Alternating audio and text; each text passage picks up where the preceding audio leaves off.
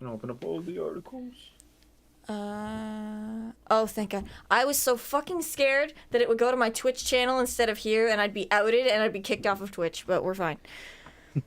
Okay, we're fine. Okay. Refresh my screen. So I'm gonna send you a link to the stream, and that way you can just mute it, because it'll be weird to hear it twice, but then you can see the chat. Okay. I think Chris is going to be Yeah, sharing no, the I'm chat sharing my anyway. screen. I don't think you need to do that. Well, you've got it anyway.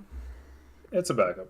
And Chris, can you actually listen to the stream for a second to make sure that our voices all sound the same? Because in OBS, the levels all look the same. Yep. Alex, can you say anything? Just babble about something. Yeah, sure, yeah. Hey guys, I'm Alex. Yeah, see how How's it going? the lines are like in the same spot on OBS. So for some reason, Discord's really loud. Or maybe I really just am quiet. Did you hear us? Yeah. I heard you. I think everyone's fine. Everyone's fine? Cool. Cool. So we'll keep Jeb. How do I... Yeah, I should have made a graphic to have, like, the door on the bread box be closed. How do I get the... What? What are you trying to do?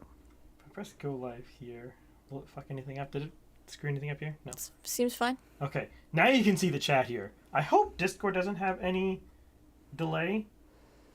It probably has a little bit of delay, but it's probably not going to hurt too much for the, like for chat purposes. Well, we'll find out. And if yeah, he's, should be fine, Chris. Yeah, and if you're sharing your screen for like articles and stuff, then he'll see that. And He I already just has all the articles. Oh, chat is basically my job anyway, so. So all the articles I sent you in reverse chronological order is the way I was going to do them, except I've pushed the RCMP Commission one first. If that makes sense. Okay, got it. Yeah. That's the one we're going to lead with, because I think that is the most interesting story. I'm just rearranging here so I can see the chat. The champed. Oh, Jesus. Why am I...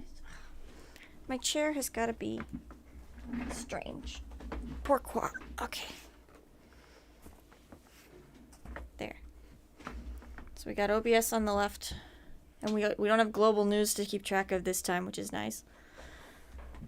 Well, I don't think I can set or change any streaming delay here in Twitch or Discord, so we're gonna roll with it. No, yeah, you can't do that. Okay. So if we're set all it to public then? might as well. All right. What's up? Public. And then we wait to see on who's going to be the first viewer that isn't me. And now it's public. Well, there's technically 2 views because I think one of them's Alex. One of them is definitely me. Yeah. You're your own most reliable viewer. Let's see. Once we see another participant in chat, then we'll know. This is why on Twitch they tell you to turn your view count off so that you always are talking like someone is there. But I feel like YouTube political content is a little bit different. I feel like that would work if you're talking about a game, but if you're talking about I don't know, it's a different a format. political article and there's no one there, like... Because on Twitch, you want to be always saying something just in case, like, people drop in. And... Hey, lo and behold, Rocco. Rocco's first. We have a third member here today. Yes. We have guest Alex. Yes, we will... let's introduce ourselves since people are showing up now. So, obviously, we have myself, Chris, the host of the channel. And to my right, we have the lovely Lexie here. It's me. And we have a fun guest for today. Off away in other land, Alexanders. Introduce yourself, Alex. Hey everyone, I'm Alex. I'm good friends with Chris and Lexie, and yeah, I'm just really happy to be on the show. I'm excited to have Alex, because Alex is based. Hello, Alex. It's Alex. Who does he need to be? You might ask yourself, The Alex. who is this Alex to be invited onto his stream? Well, He's good. You'll like him. We have the power here of the most important form of anything called nepotism. Is it nepotism if he's not family? Hey, friends, family. Close enough. Close enough. Close enough. He'll probably be uncle to our children.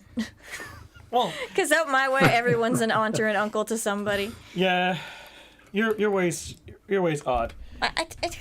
My way's great. Shut up. Well, with no further ado, let us blast into the news. news. Let's get to the news. Who says that? Is that Tim Pool? Am I stealing from Tim Pool? I think we want to do... Or let's get right into the news. Oh, I didn't like that. I want to break it There we go. like this. We're just doing some tomfoolery here. Just don't mind us. Did you set up the browser source? Yes. And then, now with no further ado... Okay, so... Let me... This is the headline story tonight. This is the headline story tonight. So, news has come out recently during the Nova Scotia inquiry that RCMP Commissioner Brenda Lucki has actively tried to interfere with the investigation to get political talking points to help Justin Trudeau's government pass gun control. Chris went on a whole spiel when I was on my way home from work yesterday about how only a woman would do this. Look, there's been 23 other RCMP commissioners, and they weren't women, and they didn't do this. I keep trying to convince him that that's just what we know of. This is just the one we know. This is the one we know, that is true. So, like, I think it's relatively needless to say here that this is, like, a horrific abuse of power. And to preface this, all three of us are from Nova Scotia, so obviously this is kind of close to our hearts because the investigation is about the Portapique mass casualty, which is a town in Nova Scotia. It was a big deal here for like a long time, and it comes up every year, so I'm extra pissed off. I mean, yeah, it's the biggest mass casualty event in, I think, in just all of Canadian history, right? Yeah. Yep. For some reason in Nova Scotia. So Yeah. weird that this is what puts Nova Scotia on Canada's map. This the event in the first place, and then this garbage here. I guess if you technically want to argue it, the biggest mass casualty event on Canadian soil would have been the Halifax explosion. I don't think that was a murder. No? I don't think they call it a mass casualty event if it's not a murder. Maybe Yeah, that's more of like a disaster. Yeah, I would like say. a disaster. global warming caused it, clearly. Well, I mean, the Halifax harbor was probably pretty warm after that. I mean, probably not, honestly. There probably wasn't anything in the harbor for a moment. Mm-hmm. But, so would you like to kind of give us an overview of what's happening here? Okay, so, yeah, so, long story short, this, basically since the shooting occurred in 2020, there has been a inquiry either starting up or partaking to figure out what went wrong, because everything went wrong. The RCMP did everything wrong. It's a pretty classic mass shooting story, honestly. Like, first, the neighbors reported to the RCMP that he had illegal firearms. They failed to investigate into that. They allegedly went to his house and they couldn't find anything. But at the same time, it's like, how? All of his neighbors knew he had them? Didn't also nobody stop him while he was on his rampage? Yes. So, the RCMP were really slow in responding. They didn't tell anyone it was happening. And then, that's how the whole shooting occurred. Disaster. I think, 22 fatalities. Horrific event.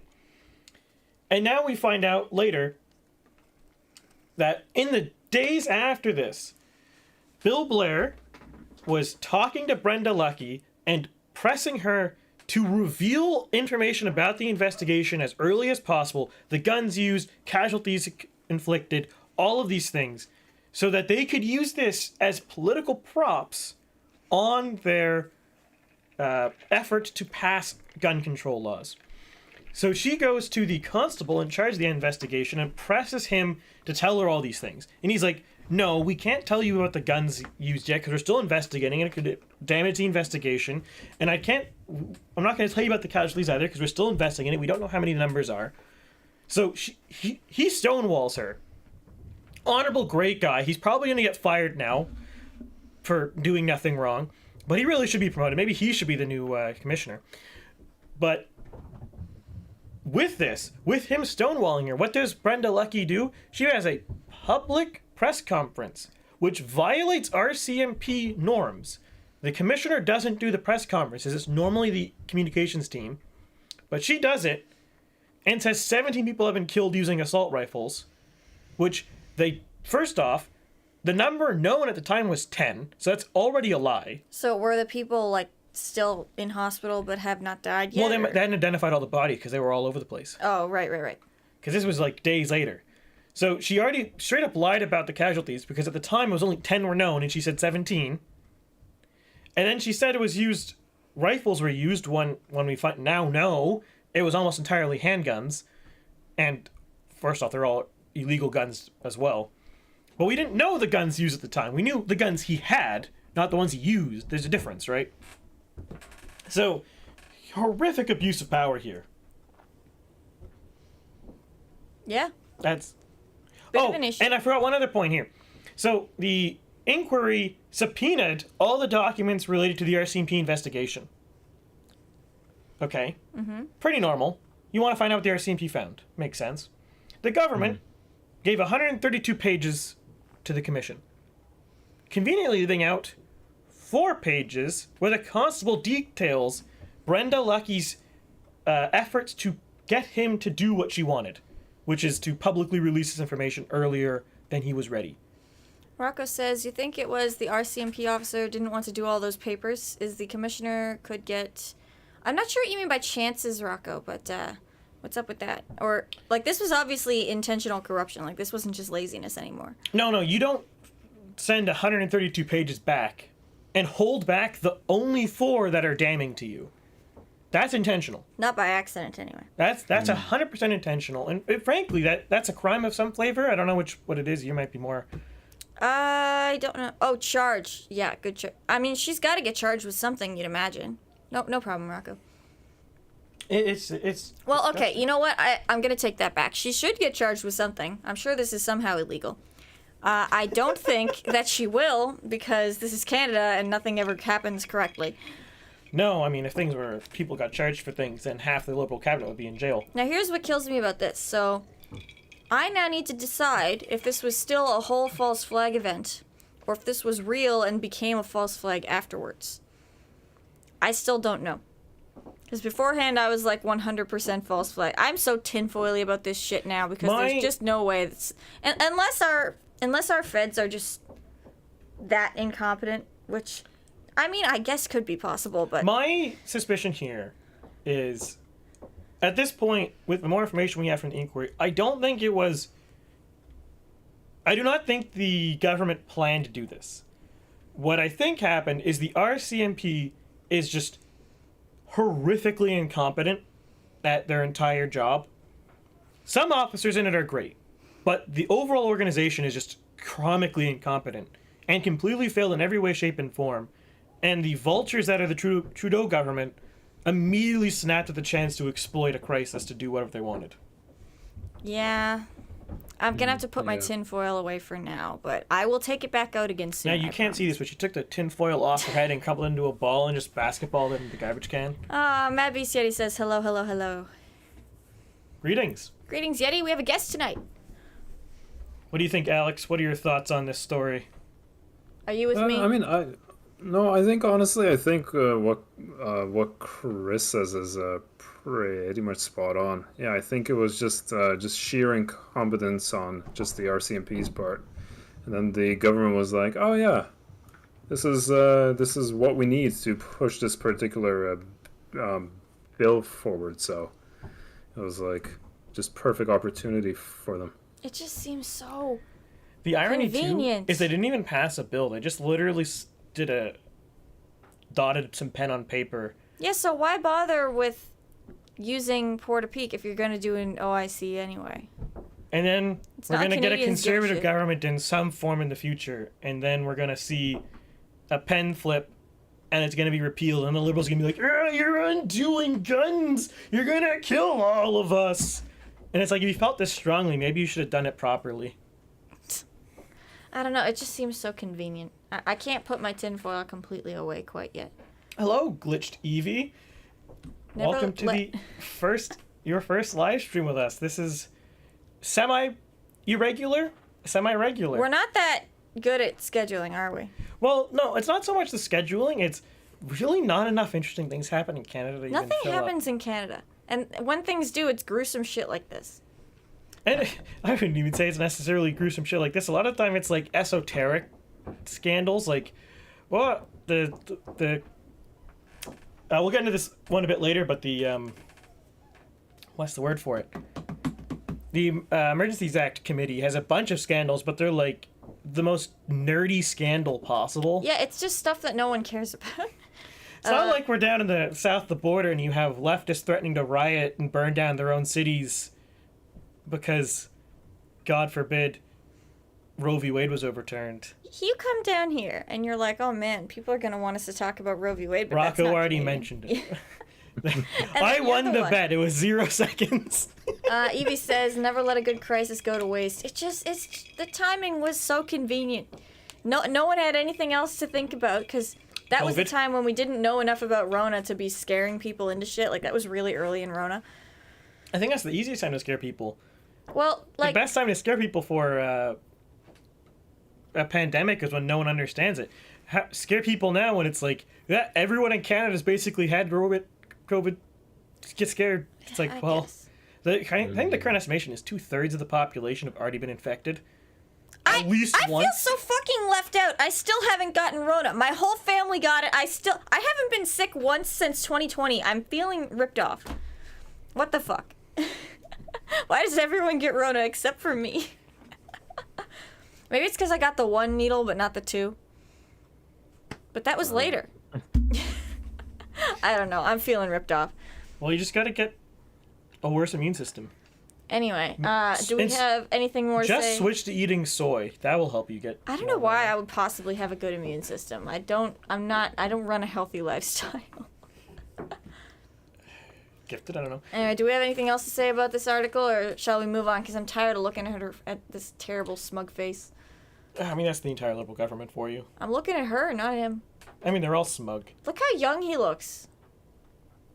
That's weird. Sometimes I swear he puts on a lot of makeup to look younger, because sometimes he looks old, and It's sometimes like- he looks young. It looks like someone swapped him out with a slightly more Russian replacement that has Unless like that's less a gray really hair. old picture, in which case I question Jennifer Henderson or her editor for selecting this. It doesn't even have a date on the photo. I was one of the first cases in Canada within the first 50,000. After getting it, I really stopped caring about it, honestly. Yeah, I mean, for most people, it was just a flu. Now it's less than that.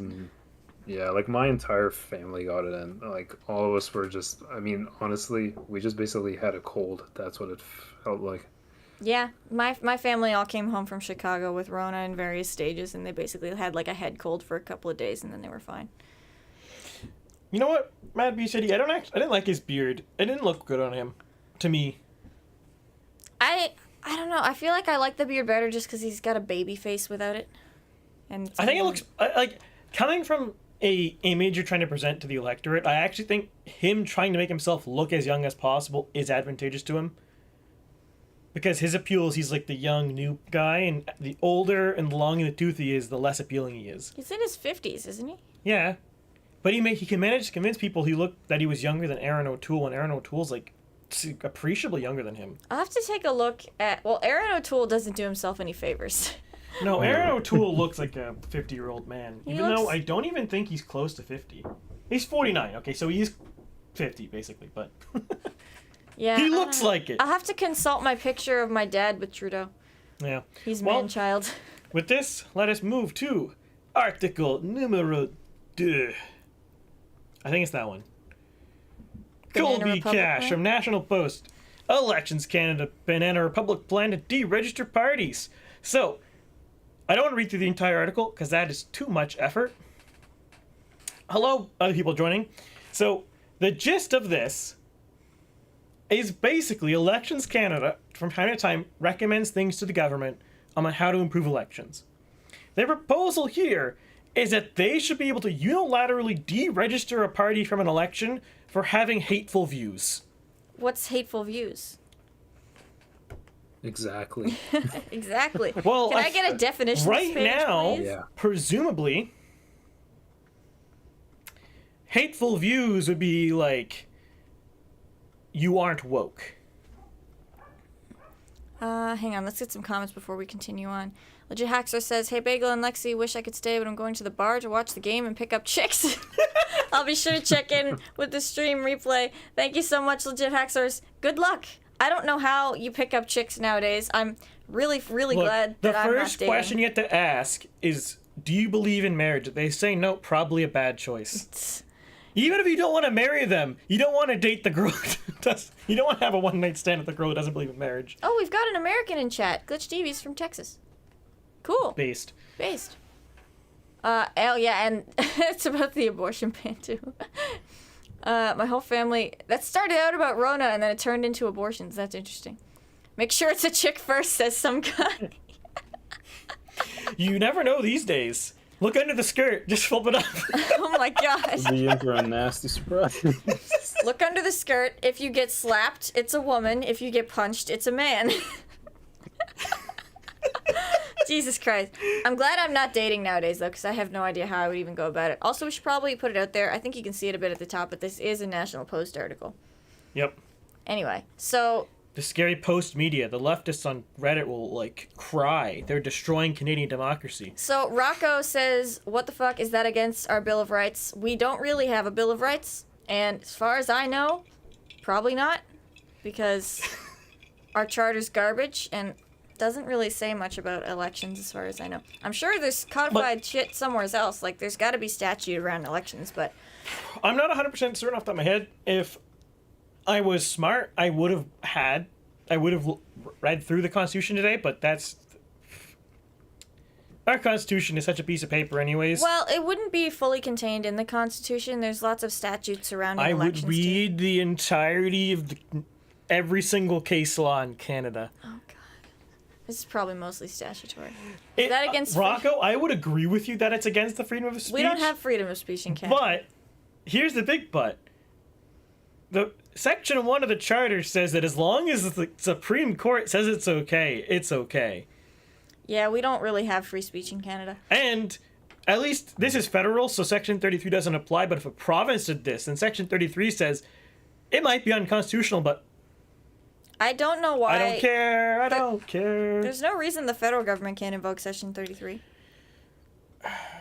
I've never heard of the feds doing it. That's because it would be a terrible idea, but they totally could if they wanted to. Yeah, we have no property rights. We try to rights, the Bud Light of rights. All watered down, tastes like piss. Tanker Boss wants to know what the fuck Honestly, he just Bud joined Light into. isn't actually that bad, to be honest. Bud Light? Yeah, I wouldn't buy it intentionally, but, like, it's not the end of the world. Beer is gross. You're not a beer Hashtag drinker. gin, please. But to go back to the gist of this here, right? So, the Elections Canada justification is we have some really irrelevant parties in Canada, like the Canadian National Party, which they describe as neo-fascist, but it had 250 members. So, like, even if it actually is a fascist party, it has 250 members. Who cares? And think of all the things they could do. This could be abused with, right? Like, the People's Party, they want to reduce immigration. That's hateful. Every other Dissolve thing, the People's Party. Every other thing that Pierre says is presumably hateful content. There we go. God, my English isn't good tonight. Just speak in French then. Maybe I'll speak in Russian. I'm sure some of our Ontario viewers and our Quebec viewers speak French. Maybe other Canadians. But I think most of the French speakers are in New Brunswick, Ontario, and Quebec. My French is probably worse than my English tonight. My French is terrible. Bonjour. Comment ça va? Ça va très bien. That was good. Those were sentences. Good job. There we go. Some guy, what race is an immigrant again? Well, apparently it's racist to be against them, even though by numbers, the plurality is actually white people. Unless they're Cuban, in which case it's fine to be against them if you're a Democrat. Most immigrants are white. And then the next largest group, I believe, is East Asian / South Asian. I'm not sure which one is larger. And then it's Middle Eastern, then it's African. Also, I want to apologize in advance if you can hear a dog barking, because my puppy is in a barking stage, and he's right above the room that we're recording in. Clearly need to soundproof the entire house. We've got office tiles between us and him, so. The way you say that makes it sound like there's no ceiling, it's just office tiles. There is no ceiling, it is just office tiles. Well, there's a floor. There's the floor, but that's not a ceiling. That's a floor. Anyway. Yeah, so... Yeah, it's an issue. So... You go. I mean, it should be obvious why this is a problem. Basically, anything that Elections Canada says is hateful, they can just take off the ballot, which is... I mean, I would like to say that it's an easy violation of the fundamental concept of a democratic society, a free and democratic society, which is what Section 1 fucking says. It says, listen, you can break the charter as long as it's consistent with the values of a free and democratic society, the principles of fundamental justice. I feel like this goes against the principles of fundamental justice, but I'm not confident that a court would think the same thing. I hope that this is just really unpopular and it never, like, this recommendation just gets thrown away. I don't have faith, though, because... I really think that the guy in Elections Canada, because it's almost certainly a guy, because I don't think a girl would have the balls to do this. I don't think you need to preface that anymore. I do. Anyway. I think that guy should get fired for even saying this. Yeah. Even suggesting this, you should be gone. I can't believe he thought this was a good idea. Like, he didn't think twice. And the worst part is, not only did some random bureaucrat think it's a good idea, but their manager thought it was a good idea. Their manager's manager thought it was a good idea. The communications department thought it was a good idea. Mm-hmm. The entirety of Elections Canada thought it was a good idea. There should be a lot of heads rolling. This is, like, horrific. Who is Colby Kosh? Some National Post contributor. Is there anything interesting down here? Oh, this is like a first-person article. Okay. Oh, yeah, that's long as shit. We're not reading that. 4-minute read? This is not a 4-minute read. Oh, my God. Well, it might be a 4-minute read if you have, like, the ability to read, like, 300 words a minute. Evie says, I found this channel to the 2021 Canadian election because I took an interest in that election and I've been watching it since. We're glad to have you, Evie. Thank you so much for joining us tonight. Rocco says, it's a liberal idea. Trudeau and his government want to pass it as a bill. That wouldn't fucking surprise me because then they get to say who's hateful conduct and then, oh, what do you know? There's only one party left. Think of how bad this would be to society if you just started deleting parties. I mean, it's obviously... even a tiny party like the Communist Party. Like, that'd be destructive, because that just undermines the entire concept of a democracy. I want the commies to be on the ballot, just so I can laugh when they don't get any votes. They get absolutely stumped. It's hilarious. But, like, it's obviously antithetical to the whole concept of a democracy, because if you're not free to vote for whoever you want, you're not in a democracy, so why even bother? It's like those poor immigrants who come over and don't realize that they can vote for whoever they want. That is so tragic. Like, how is our immigration system not informing them that they are free to choose whoever they want in an election? I assume we take it for granted because we're stupid. Yeah, we are stupid. We don't realize how good we have it over here. Let's see. As far as I can understand it, French words are either masculine or feminine. I hereby move that Trudeau bans French in Canada as trans-exclusionary. Yeah, there's no such thing as a gender-neutral word in French unless they've come up with some new shit, but... Honestly, I think they're more likely to try to Trudeau is more likely to try to reform French, and then, like, Legault would be like, over my dead body. Here's what's weird about the French. All this gender theory shit came from them, but they will never change their language for it. No. There's no, like, a Frenchman and his language is so, like, tight, it'd be like trying to separate someone from their legs. They would never willingly do it. At least if they're okay in the head. If you willingly want to get your legs cut off, I really strongly recommend you go to a doctor. Some people really want to get their dicks cut off, and they should go to a doctor that doesn't enable their mutilation. You know someone like that. Yes. Unfortunately. Not because he wants to get his dick cut off, because he's a mess. He's a mess. He's a mess. He's a mess. That poor dude. All right. So, future possible death of elections in Canada. That's fun. Fun Friday news. If you want to be a banana republic because the police colluded with the government to pass laws, now we can be a banana republic because Taker boss says bagels coming out. We can have a Banana Republic both because the police colluded the government to pass laws and because we deregister every party that doesn't agree with the government. What's better? Hey, that's a really easy way to bump up Liberal numbers. Now hear me out, right? The Liberals pass this. We beat them in the next election.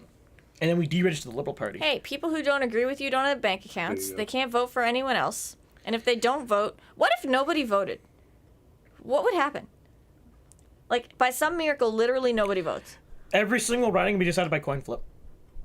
That would be amazing. I'm not joking. That's the jurisprudence in Canada. If there's an exact tie, it's a coin flip. But that would be like, sometimes you've got many different candidates. Yeah, you might have a 10-way tie, and then you have a coin flip off. Would they have to set up tournament brackets? Yeah, I guess so. It's completely random. Oh, it's like when they try to call a Latino a Latinx. Or maybe everyone just flips coins until someone has, like, let's say there's 10 candidates. Whoever has the first 9 heads wins. Oh my god, that could take forever. Doesn't have to be in a row. Just the first 9. Tanker loves the coin flip. I think there's a question we should ask government about, because the government knows best. Yeti, you've got a point there. Well, see, what happened, right? No, so then they pass another law saying that the Liberal automatically wins. Can we just point our attention to number 3 right here? Canada set to censor internet porn to ensure it's Canadian enough. I mean, technically that follows from Bill C-11. Can we get sidetracked here and see what this means? Go for it. Massive billions of wet wipes the size of 2 tennis courts change course of the Thames. What? It's like, I can't wait for like the islands made of masks to start showing up in the ocean. Back to number 3 here on this side, because I didn't see this before. I'm just picturing, right? Look at this picture! I'm picturing, there's like No, get out of here. there's a CRTC, like, editorial board who has to watch every single porn video produced and is like, is there a Canadian actor in it? It's okay.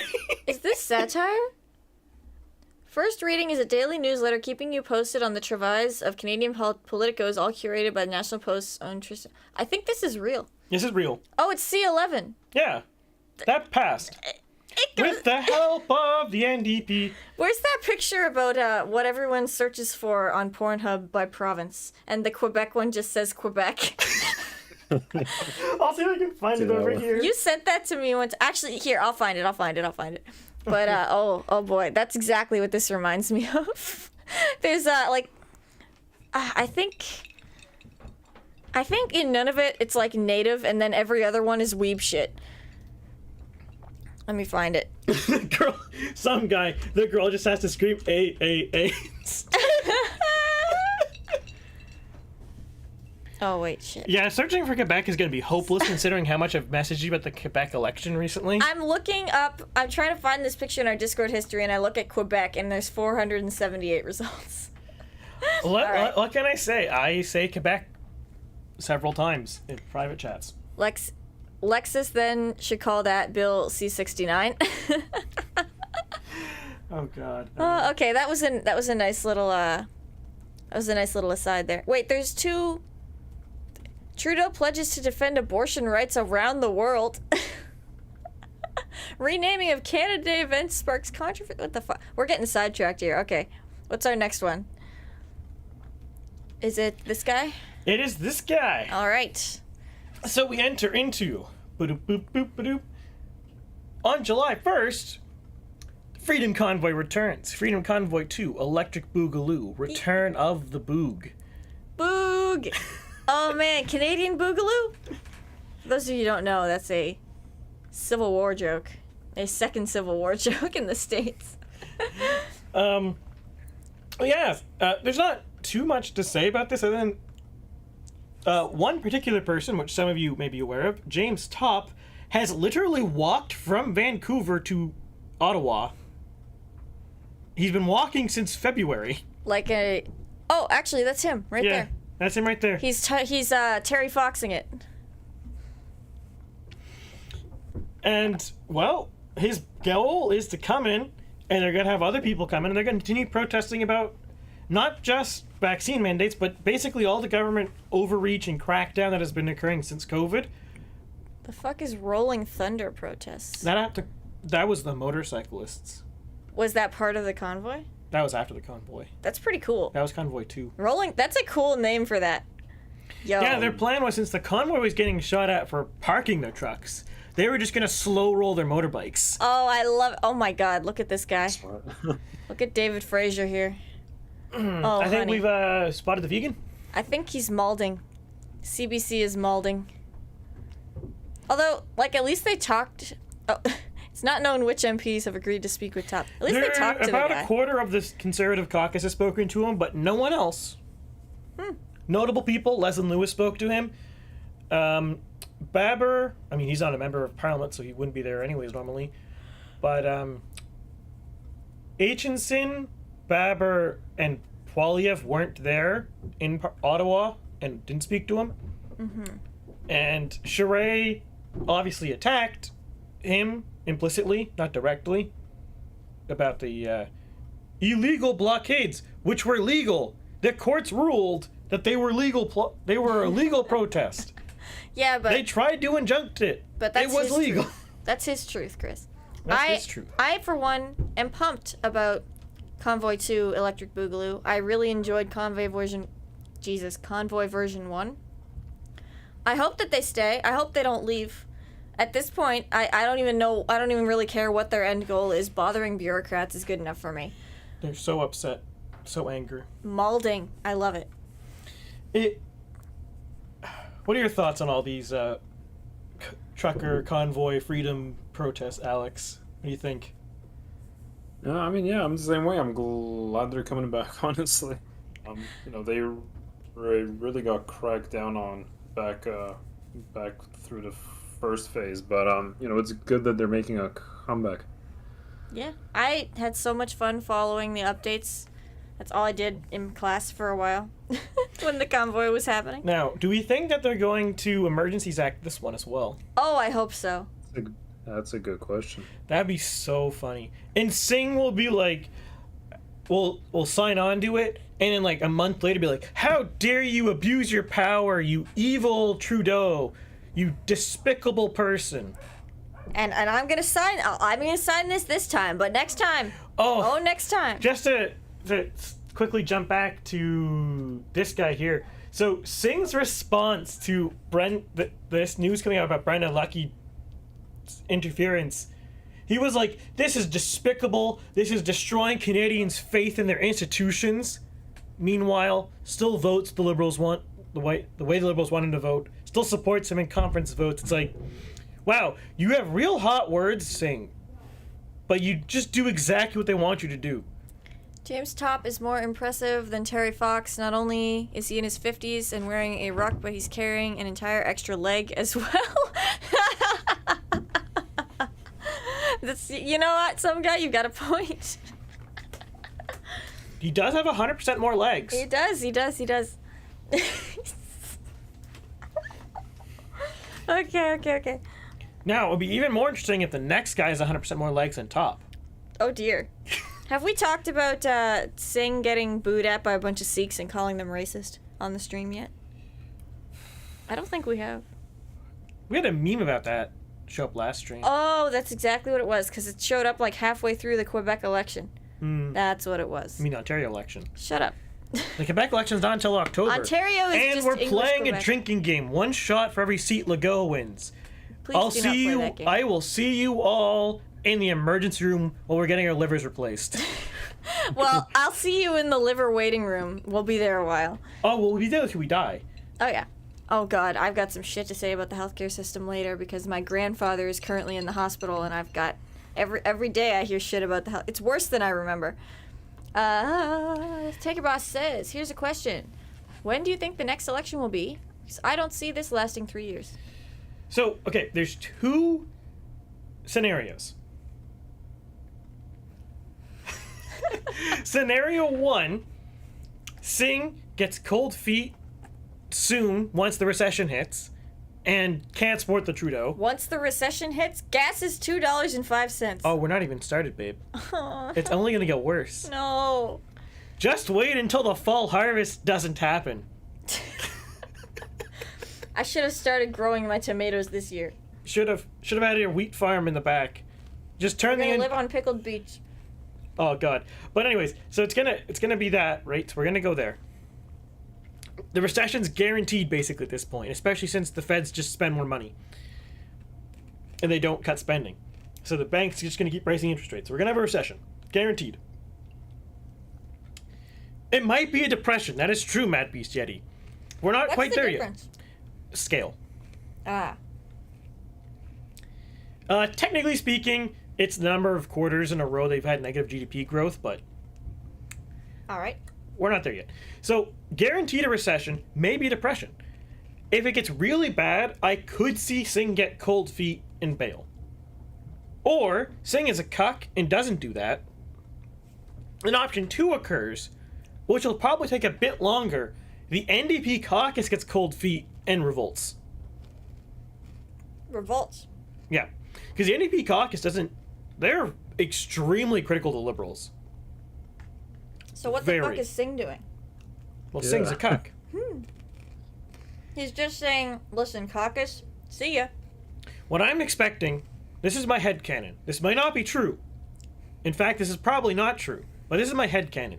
So, Singh's family's from Brampton. They carpetbagged to Vancouver. But they... So what happens is Trudeau just drives his car up from Montreal. So technically that's down. But regardless. And then he goes into Singh's house. He goes into the room with Singh's wife. And then he goes home. And that's their entire relationship. And That's my headcanon. I feel like the Sikhs wouldn't condone that either. The Sikhs also don't condone abortion. But Oh, I Singh, wonder what Singh has to say about Singh that. wholeheartedly supports it.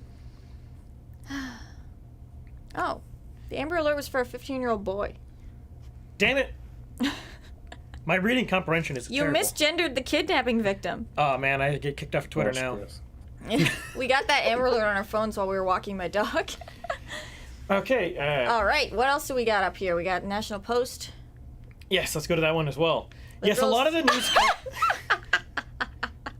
I love the National Post. I'm sorry. The National Post is where a lot of the news I end up getting comes from. There's other like what is it called? Websites. True North and Post Millennial are also really good, but for various reasons, it's slightly more inconvenient for me to read them, so I do not read them as much. Oh yes, we missed some comments on the Yes, election. we'll thing. get some comments first. I think it will be a depression because the government will be spending more money, also coming and trying to fix it. That's what happened in the Great Depression. What do you think? Do you think that they'll turn a recession into a depression by trying to fix it with shit like this? Just you wait. They left-wingers, they love FDR. The man Didn't who he? economics consensus is increased the length of the Great Depression by 8 years. And what did he do to do that? So, okay. The biggest, worst thing he did is he went up to the labor unions and he went up to business and was like, we can't reduce wages at all. So instead of reducing wages, they just fired people. So then the demand collapsed and they couldn't hire people. So that was one of the worst things he did. It really... Fun fact, it works Screwed the up. opposite way too. When people are calling for endless minimum wage hikes, the same thing happens. But basically, he kept spending more and more money on things that didn't really help, and he put a bunch of regulations in place that effectively hurt everything. One of the big things is he raised tax on rich people an incredible amount.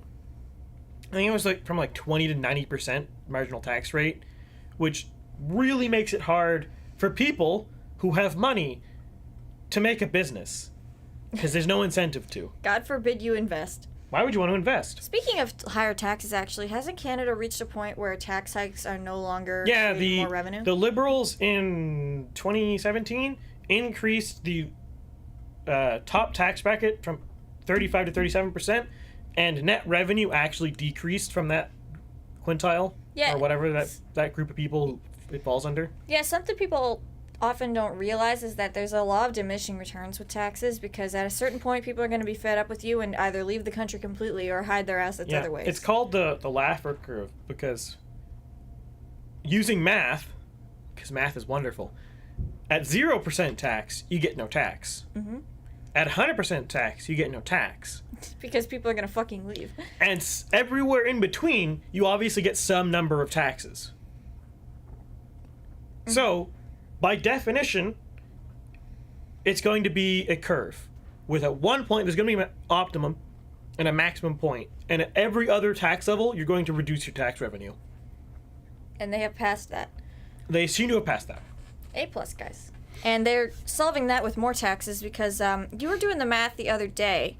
How much of gas did you say is just tax? Like in raw in Nova numbers? Scotia, because it depends on every single province. Nova Scotia, it's about 43 cents a liter.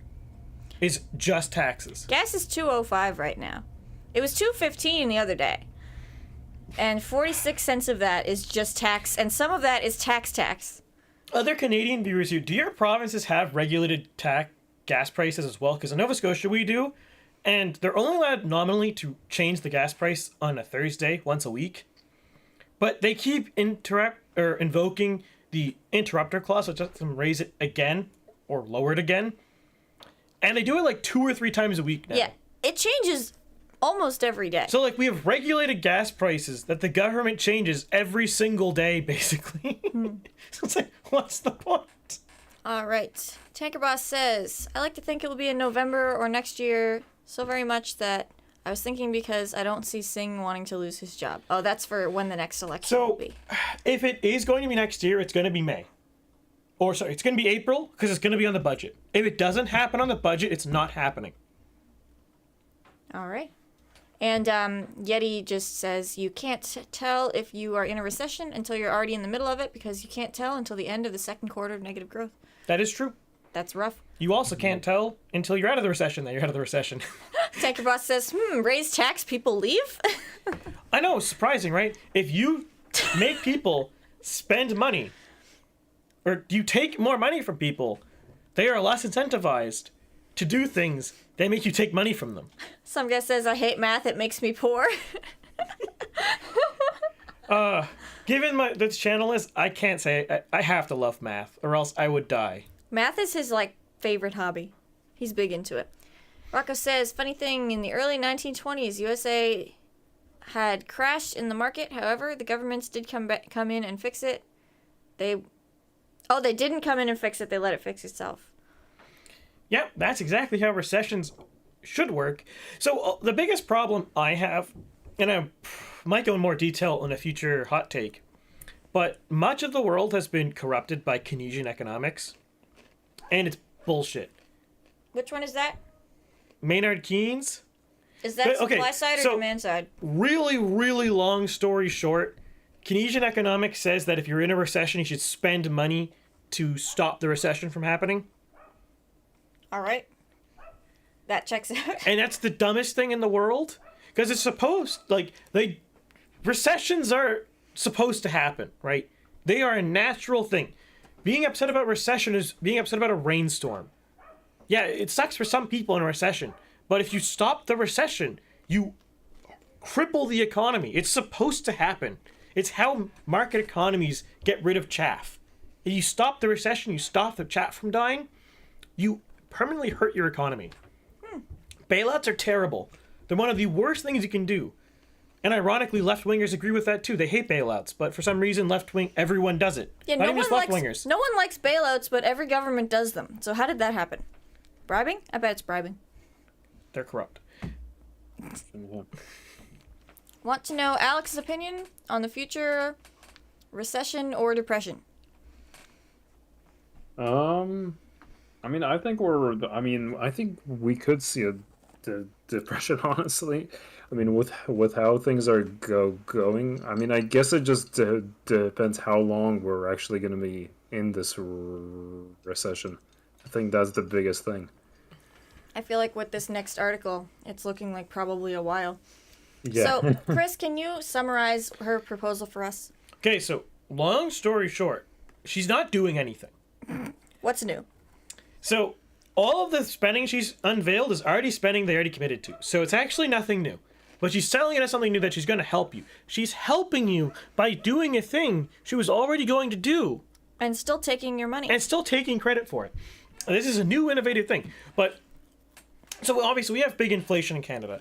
The last month we went from 6.8 to 7.7% inflation year over year.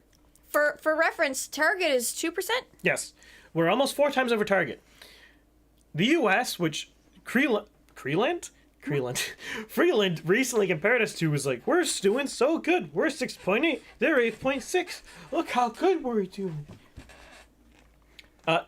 Turns out, their main number's 8.6. Our main number's 7.7. We're really not that far apart, and their rate of increase is flat. Ours is very steep. So, Doing better than the States by like 0.5% when we are 4 times above target is not an accomplishment. that is the story of Canada. We will be better than the U.S. about some random things that no one cares about. It's like saying we're better than Nazi Germany, and that means we're great. Yeah. So, basically, the Liberals don't want to cut spending at all. They do not want to review their budget and restrain spending. They're going to go full hog forward, and they're going to increase tax benefits to child tax benefit, old age security, GST credits. In other words, make it so people have more money to spend, which noble, perhaps, but importantly, is going to increase spending and increase inflation instead of doing something that would also give people more spending money and actually decrease inflation, which would be removing the carbon tax, reducing GST. These are 2 things they could do, would give people more money, would mostly help poor people, and would actually decrease inflation because both GST and carbon taxes are inflationary taxes. And what does that mean? They increase the price of everything. Oh, yeah, obviously. This idea, we talk about this in the car a lot. Maybe it's because that's where we're consuming the most petroleum product, but I always laugh at the idea when liberals talk about, taxing companies because the companies need to pay, and they phrase it like they're hurting the company and not just directly hurting the consumer, because there's no way in hell that a company is letting a tax cut into their bottom line. They're just going to pass that on directly to you, which is exactly what a carbon tax is. Like, however much carbon tax goes up, gas price goes up, exactly that, because oil companies aren't going to just charitably eat the tax for you. That's fucking stupid. And I wouldn't either. Why is this joining? Why isn't this doing this? I don't know why it's not doing that. Sorry, we're having some technical difficulties here. Well, we're going to do it this way. Oh, that's the window they're recording. So this There is our we money go. supply. We're going here. So, our setup is not the most ironed out yet. So We're not that smooth, but we're here anyway. So, I'm losing everything. So, where was I? Rocco just commented, "Stop printing money." What? You want to reduce our M1 money supply? So you don't think we should increase our M1 money supply from 1.1 billion, or sorry, 1.1 trillion to 1.6 trillion? You don't think we should do that? What? That's unreasonable. Look at that perfect point curve there. Like right on 2020. We really need to have more M1 money supply, because then the government can spend more money. Think about it this way, right? If we did it in Germany that time, and everyone had tons of money. If we doubled the M1 money supply, they would have twice as much money to spend on things. So they could think of all they could give us dental care, pharma care. Oh, please don't give us dental care. Atomic care. No, they'll ruin it. All of the things. They could give us car care. Think of all the things. We just keep printing money. Your car gets a health card. It gets government repairs. They just keep giving us printing money. What could go wrong? All right. Rocco really wants to know, if we go into a depression, do you think it could cause a war? Oh, Rocco, I think it's the causation's backwards there. I think we're going to go into a major war, and that's going to cause the depression. And why are we going to war? Who with? So, I'm sure everyone's aware of this wonderful nation. It makes all of the computer chips in the world, well, semiconductors, Taiwan, and its less happy neighbor, West Taiwan. West Taiwan is malding. West Taiwan doesn't like Taiwan. They claim West Taiwan that Taiwan is actually West Taiwan. So West Taiwan is going to invade Taiwan, probably. And this is not just idle speculation. They recently passed a bill that allows Xi Jinping, the chairman of China, to use military force and deploy the military without permission of whatever their legislative body is, as long as it's in internal Chinese territory. Which Guess what China is in... thinks Taiwan is. Yes.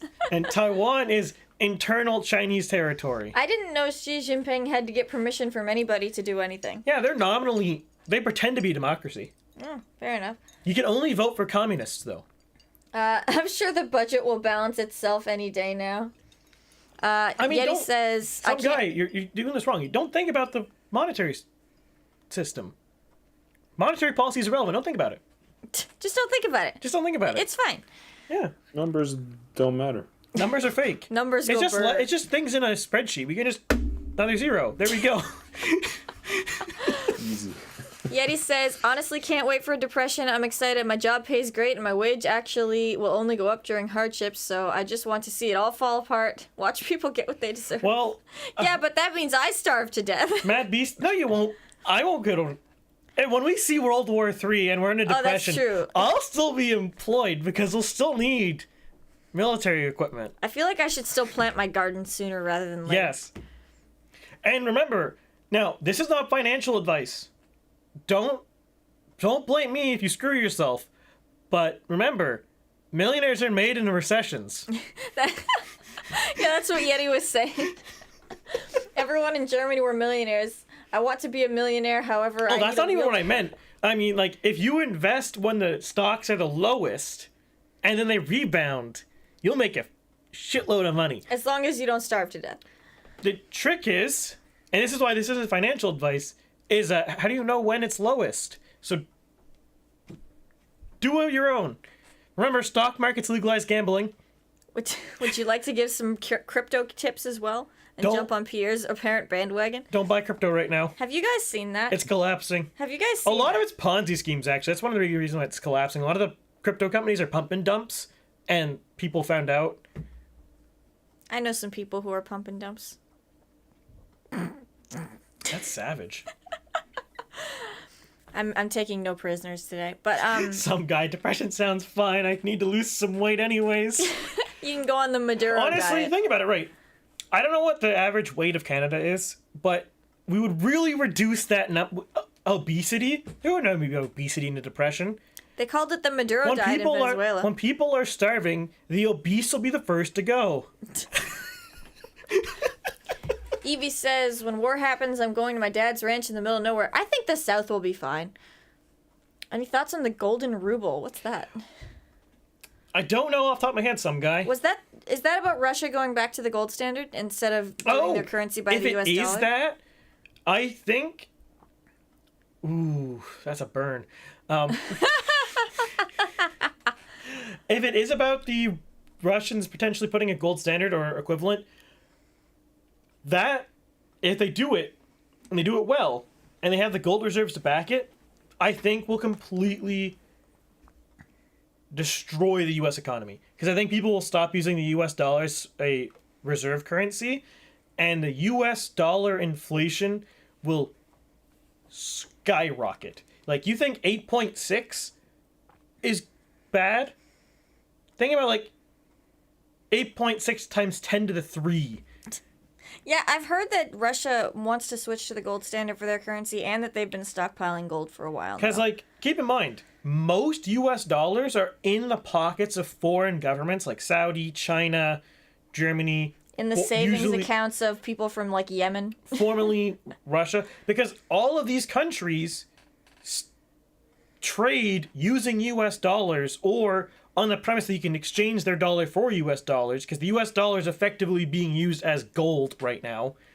Because up until 2020, the U.S. Federal Reserve has done a decent job. And then 2020, they decided to shit the bucket. Let's see. Oh, it's gold-backed crypto for external use only and not domestic use. Never heard of that in my freaking life, but it sounds cool. It's interesting to use only one currency outside of your country. Maybe we should do that with Canadian Tire money. Remember learning about that town that ran on Canadian Tire money and the Bank of Canada had to stop them because it was fucking things up in that area? That's illegal in the U.S. So I think it's illegal. You can use whatever currency you want in the U.S. technically. But you can't. You have to make sure you tell people that it's not the U.S. dollar. Rocco says we have to say thank you to Nixon for stopping the gold standard. You're not a fan of Nixon. No. Nixon was the guy who made China a thing, didn't he? Yes. The look on your face, though. Nixon is pretty bad. Then we elected a man who doesn't even know where he is 100% of the time. Oh man, it's Well, it's if you think hard about to it, if you watch. don't know where you are, you always know where you are, because you're nowhere. The U.S. dollar is the only international currency. It's a big one. Might be gold again someday. Anyway, where's our next article? It was this one. Yeah, related to Russia. So I'm sure some, if not all of you, are well aware that many Western countries, like Canada, like the U.S., have put heavy sanctions on Russia and put a lot of pressure on our corporations to leave Russia. Now, I will note here, all of these corporations and globalism in general, one sold to people in the 90s, was about using our corporations and our influence and our products and our vendors to change the local perceptions and culture to be more like us. Wow. That's how they were sold. Mm-hmm. So, with that in mind, they're all like, no, we gotta leave Russia because Russia bad. So you're literally contradicting yourself here. But anyways. So... McRussians. So, obviously, McDonald's, as one of these companies, has pulled out of Russia. Now, keep in mind, McDonald's is a real estate company, and some of their only restaurants they actually owned by themselves directly were in Russia. And actually, Russia was a large percentage of McDonald's revenue, so this is a pretty big stink on their face, honestly. And since they pulled out of Russia, and Russia's like, you passed a law, then either you come back to operating in Russia, or you sell your assets, or we seize them. So McDonald's didn't want to get their assets seized, so they sold them to some random Russian billionaire. Apparently Alexander Govor. Yep. And now he has Discount McDonald's, which sells the exact same products as McDonald's. It's the exact same menu. But it kind of looks nicer. Like, the logo looks a bit like a bank. It The kind of wallpaper's cheerful. Apparently Russians love McDonald's. Apparently it's like a very popular restaurant there. I don't mind McDonald's. Because they associate McDonald's with like the idea that what's the word for it? I don't know. So in the 90s, they coming out of communism, and McDonald's was one of the first corporations to enter the former USSR areas. So a lot of them associate McDonald's with the idea that Russia could be a prosperous, great nation. Okay. So there's a lot of, especially on older Russians, there's a lot of like affection for McDonald's because the idea it was selling them that they could be as good as the U.S. It was a good idea. It reminds them of food that they could eat, which they weren't familiar with before then. Especially if you're from Ukraine. Yes, yeah. It's a Voldemort joke. So I guess this is McGovor's now. It is. Vladimir McPutin. It's McPutin's. I hope they have McPutin burgers? They need to sell McPoutine. Wait, instead of a Big Mac, it can be like a Big Dimitri? McPoutine. A Big Sasha? If there's a Canadian restaurant they've nationalized or whatever sold off to some Russian oligarch, they need to call it They need to sell McPoutine. McPoutine. Nationalize the Big Mac. Labor demands the right to free fries. Someone unironically was complaining a while back that Canadians should stop using poutine because Putin is a genocidal dictator. And it's like, first off, they're not spelled the same. And second, Someone's never seen poutine written down. they're different. It's fries and gravy. It's fries and gravy. If they try to make us stop eating poutine, that will start a war. You don't want to...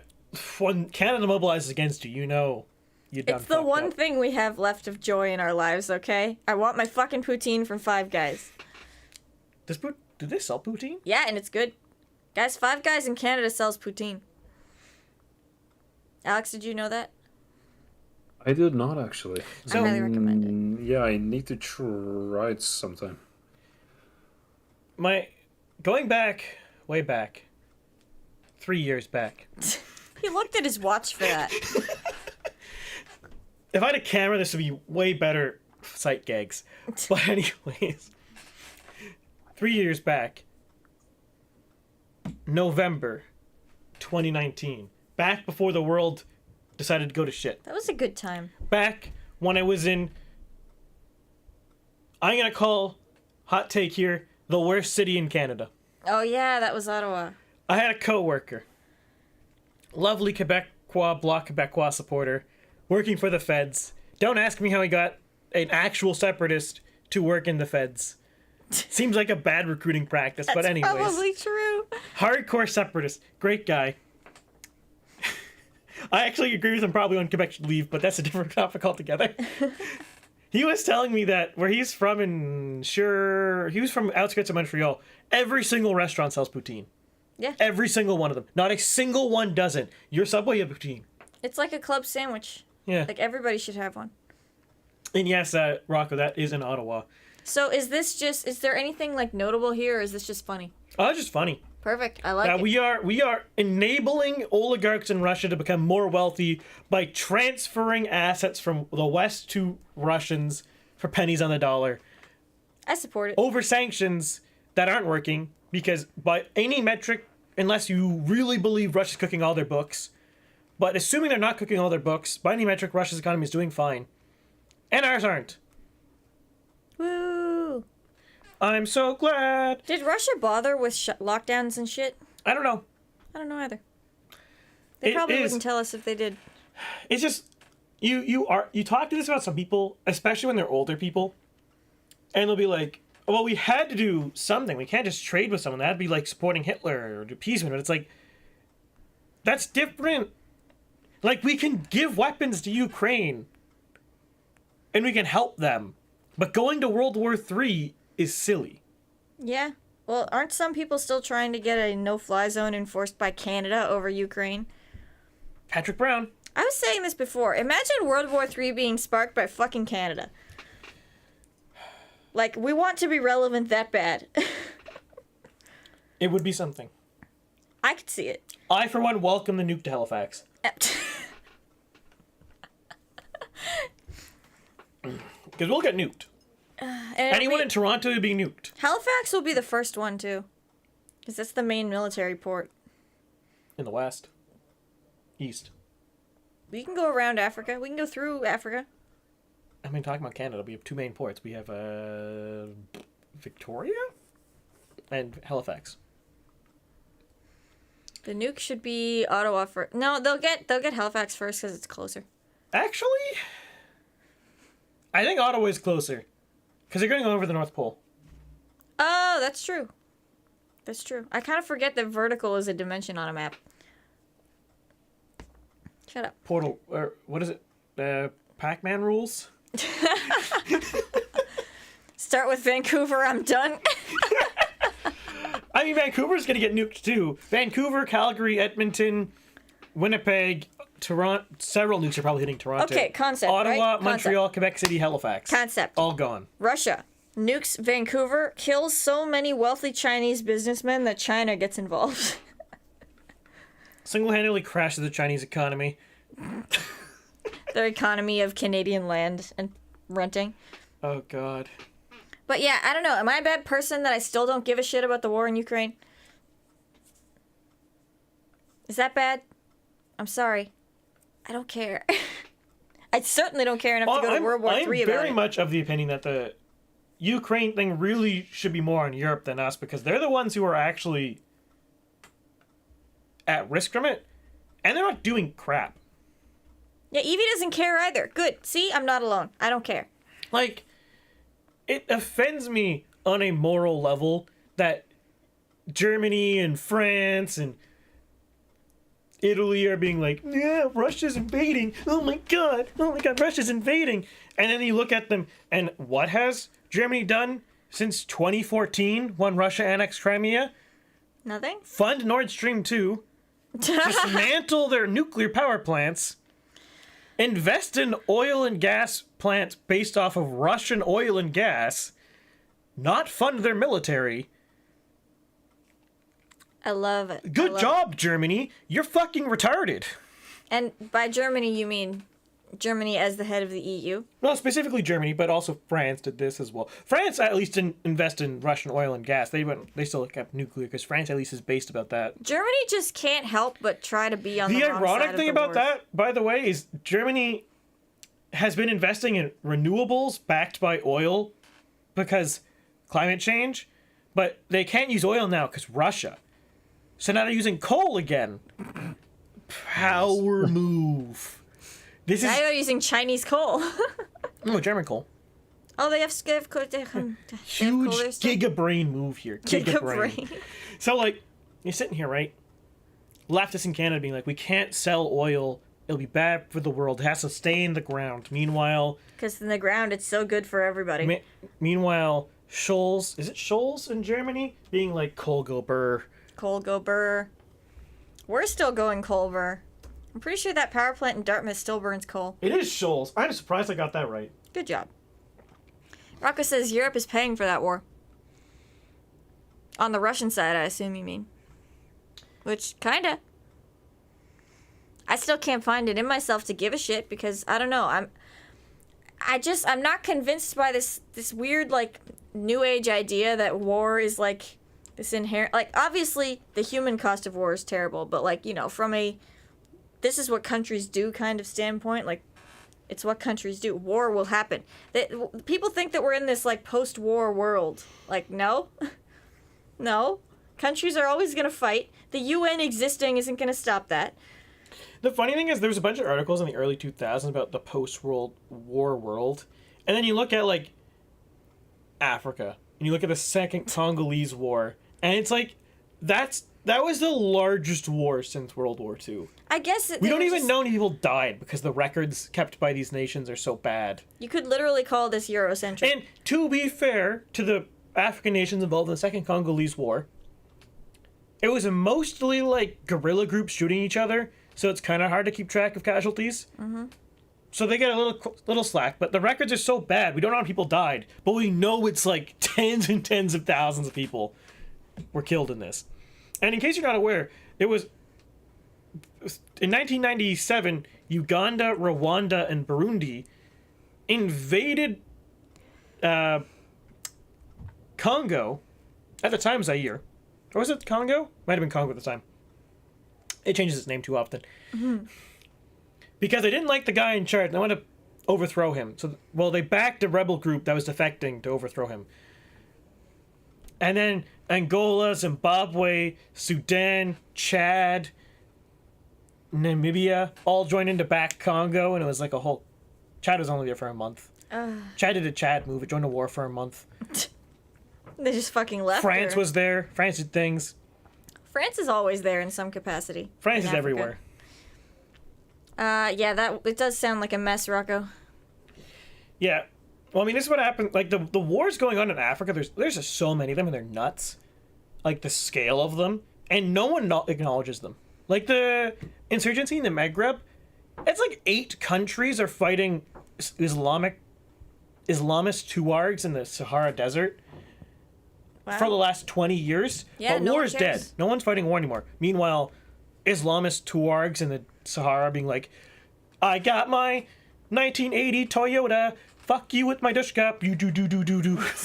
Well, you know what? It's like one of the few things that you could call legitimately Eurocentric. They call it the post-war world because Europe hasn't had a war in a while.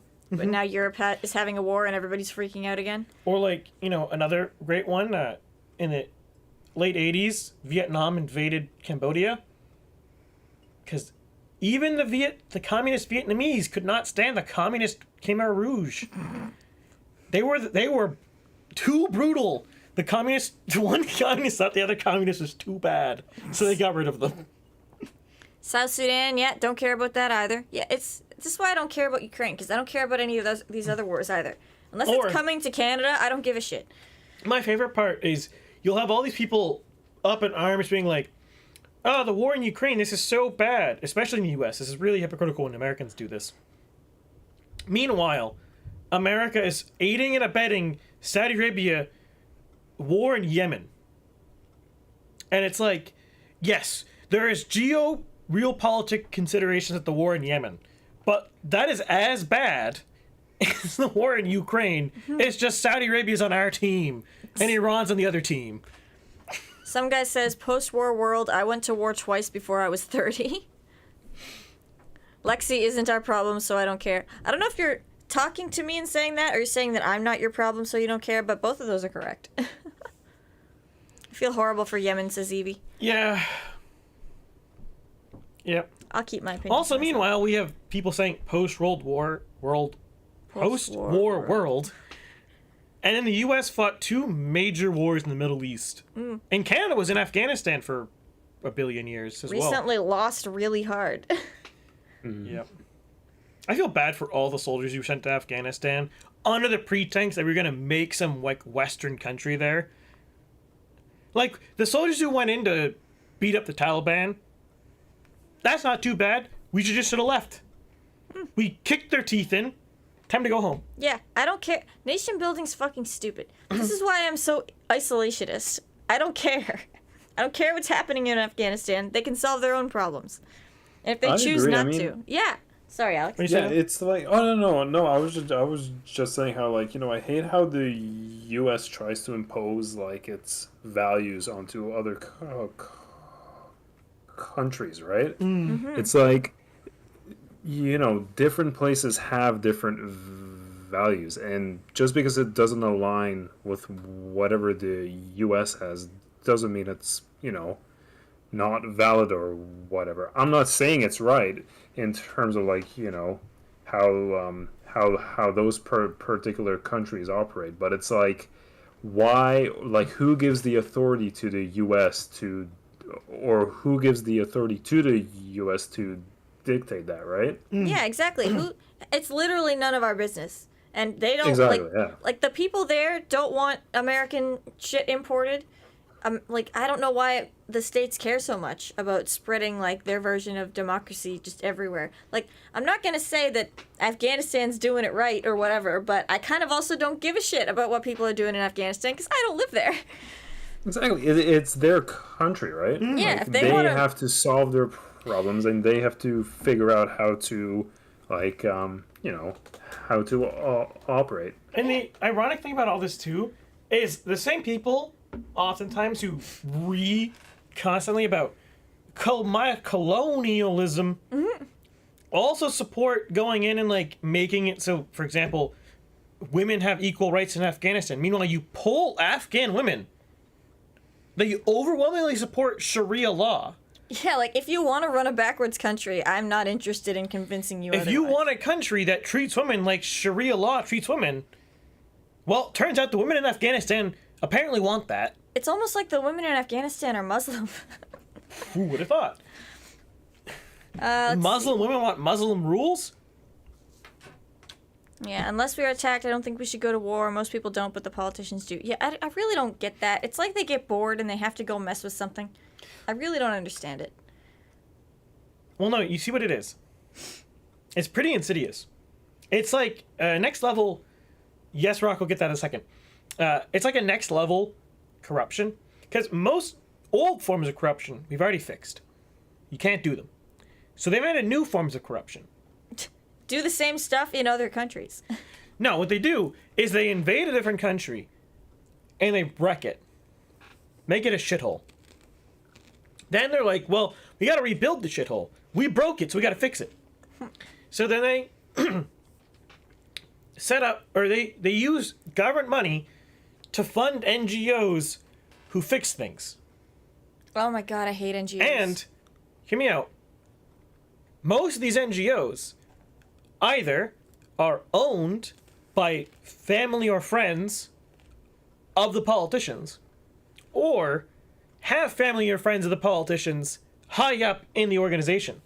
And these NGOs may or may not actually do good things, but a large amount of the money is siphoned off for administrative fees, which are actually, in other words, paying their family members. That's what the big thing, the 54 billion US is sending to Ukraine is being distributed like that. Almost all of it is going through NGOs that are owned by family members of congresspeople. I bet Pelosi owns like 3 of those. Probably. She read that weird-ass poem about Ukraine and Zelensky being Jesus or whatever. That was really cringe. Also, blasphemous. Did you hear about that? She wasn't... Well, okay, people do compare Zelensky to Jesus for some reason. I don't know why they love Zelensky so much. There's this weird, like, idea that Ukraine is just this angel state that didn't do nothing wrong and because they've been invaded. And I mean, I don't care, but also that being invaded doesn't make you flawless, Ukraine. Look, I don't know why they're acting like Zelensky is Jesus. All I'm going to say, Zelensky's impressed me because he's fought really tooth and nail, which, all the power to him. I guarantee you, if Ukraine survives this, he's going to be a dictator. Wasn't he kind of already? Hard to say. I wonder if he'll join with all those Nazi factions they have in their army. The Russians, so take this with some salt, claim the elections in Ukraine were no longer fair because the Russian minority was being suppressed. And the Russian minority in Ukraine's very large. Mm-hmm. But this is Russia claiming this, so it's kind of he said, she said, so. Some guy says our objectives over there were to maintain public support in Canada and not achieve anything in Kandahar. I don't know why Canadians give a shit. That's a dumb reason to be at war. We were there for NATO. And the original Canadians died for that. The original invasion of Afghanistan is actually, I think, was correct. Staying was wrong. We invaded Afghanistan because Afghanistan was aiding and abetting a terrorist organization that committed 9/11. Yeah, so you go in, you shithouse the country, and you leave. You go in, break some teeth, get the fuck out. Yeah. Make them afraid to mess with you again, and then leave. In and out. It's like a drive-by shooting, right? Then they just... When you do a drive-by, you don't just shoot up the people and then take their house as yours. It's like, this is my house. I own this house. Yeah. Chris is speaking from copious experience. Once you do the drive-by, you drive away. Mm-hmm. That's why there's the by's in the name. Yeah, and you don't stay there and make them hate you that much more for that much longer. You don't stay there and try to teach their daughter to be your daughter. So, Rocco says, have you guys ever heard of the fourth Turing? What is that? Do you remember the number of times I've talked to you about Strauss-Howe generation theory? Yes. That's this. So, for those unfamiliar, there's this, I think, very persuasive theory that exists called Strauss-Howe generation theory. So, essentially, to summarize this, the Strauss-Howe generation theory argues that there are 4 categories of generations. There is, I'm trying to remember the top of my head, there's the builders. I'm using different names because I can't think of them, but I'm going to pick them. It was the, There's the builders who make good times. Then there are the people who grew up in good times, and they are chafing at how tight and restricted everything is, so they want to loosen things up. But overall, things are still good. Then there are the people who start causing it to unravel. They grew up under the second category people, and they really don't like it. They want no more rules, so they get rid of all the rules. Then you have the fourth group, which is the fourth turning, which is once you have a crisis in society, be it a war, a Great Depression, whatever, or both. And then the people born in the crisis generation are the people who then build the next good life, the next good generation, the next good period. And that's the idea. And the guys who researched this and did the theory have stretched it back to like 17 something, and all generations since then in the US and other Anglo countries, and put it in this model. I think it's a very persuasive theory, and I am very inclined to agree with it. And as Rocco has said in the chat, we are in the middle of the fourth turning here, so we're in the crisis generation. Does that make us the crisis generation? Or our children? we are the crisis generation.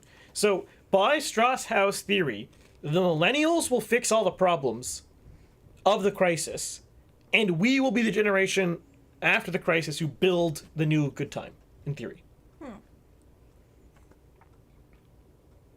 Okay. Interesting. Probably more accurately is that the millennials that are a little bit older than us will fix it, and then the Gen Zers who are closer to our children will probably be that one, because we're weirdly in between generations. Yeah, we're at the top of the gens. We're like the very end of the millennials. So, like, people like, theoretically, Poiliev should be, on paper, the ones who are fixing things. Or people of his age group. That is the age group who would be theoretically fixing things under the theory. And we, or possibly people younger than us, and by we, obviously everyone in this chat, at least on the stream side, is 24. Mm-hmm. Oh yeah, we're all 24, aren't we? Yep. Look at Collectively, there's 72 years of wisdom here. We're not as wise as my grandfather. Oh man, super zoom here. Does 2001 even count as a zoom anymore? I don't know. Generations are weird. 2001. Oh, you're the same age as my brother. That's wild. Looking at the past 100 years, history of humans, fourth turning is very possible. This is a Gen Z stream. I feel old. Yeah, 2001 is when my brother was born. Rocco, you're the same year as Chris. Oh, Gen Z starts 96. Okay. Yeah. Does that mean my sister's is Gen Z? Right at the cusp of it, I guess. Huh. All right, let's get on to our next article. Here we have... So this is a tragic story, okay? So... Recently, the Supreme Court has been retarded. What's new? Recently. So the Supreme Court has overturned consecutive punishing. So, in other words, if you commit multiple murders, you can only be punished for one murder worth of time. Or else it's cruel and inhumane punishment. The exact words of the Chief Justice is, it's cruel and inhumane punishment to serve a longer jail term than human life expectancy. Why? You're dead. You murder 8 people? Oh, doesn't matter. If you get a life sentence, presumably you're supposed to die in prison. So what does it matter? So, when you stack consecutive life sentences, it's just to make a statement. You're obviously not going to be kept alive longer, so you can suffer more. What the fuck? So how does this relate to this guy? Well, this guy, Marco Musso, he was a drunk driver who, in 2015... Apparently a billionaire. Yes, he is the child of a billionaire, rich family, rich parents, crashed into a car with grandparents, grandkids, and I think the wife was there. Killed the grandfather, killed all 3 of the grandkids. Oh my god. He was 3 times over the legal limit. Jesus Christ. Super wasted. He was coming from the airport. Child of a billionaire, so he could afford the $80 taxi ride. Oh my god. So instead of paying $80 for a taxi, he drove home, killed 3 kids and a grandparent, and wounded everyone else, injured everyone else in the car. I think wounded's not the right term for civilians. Yeah. Injured everyone else. Injured everyone else in the car. He was sentenced with 10 years in jail for this. For 4...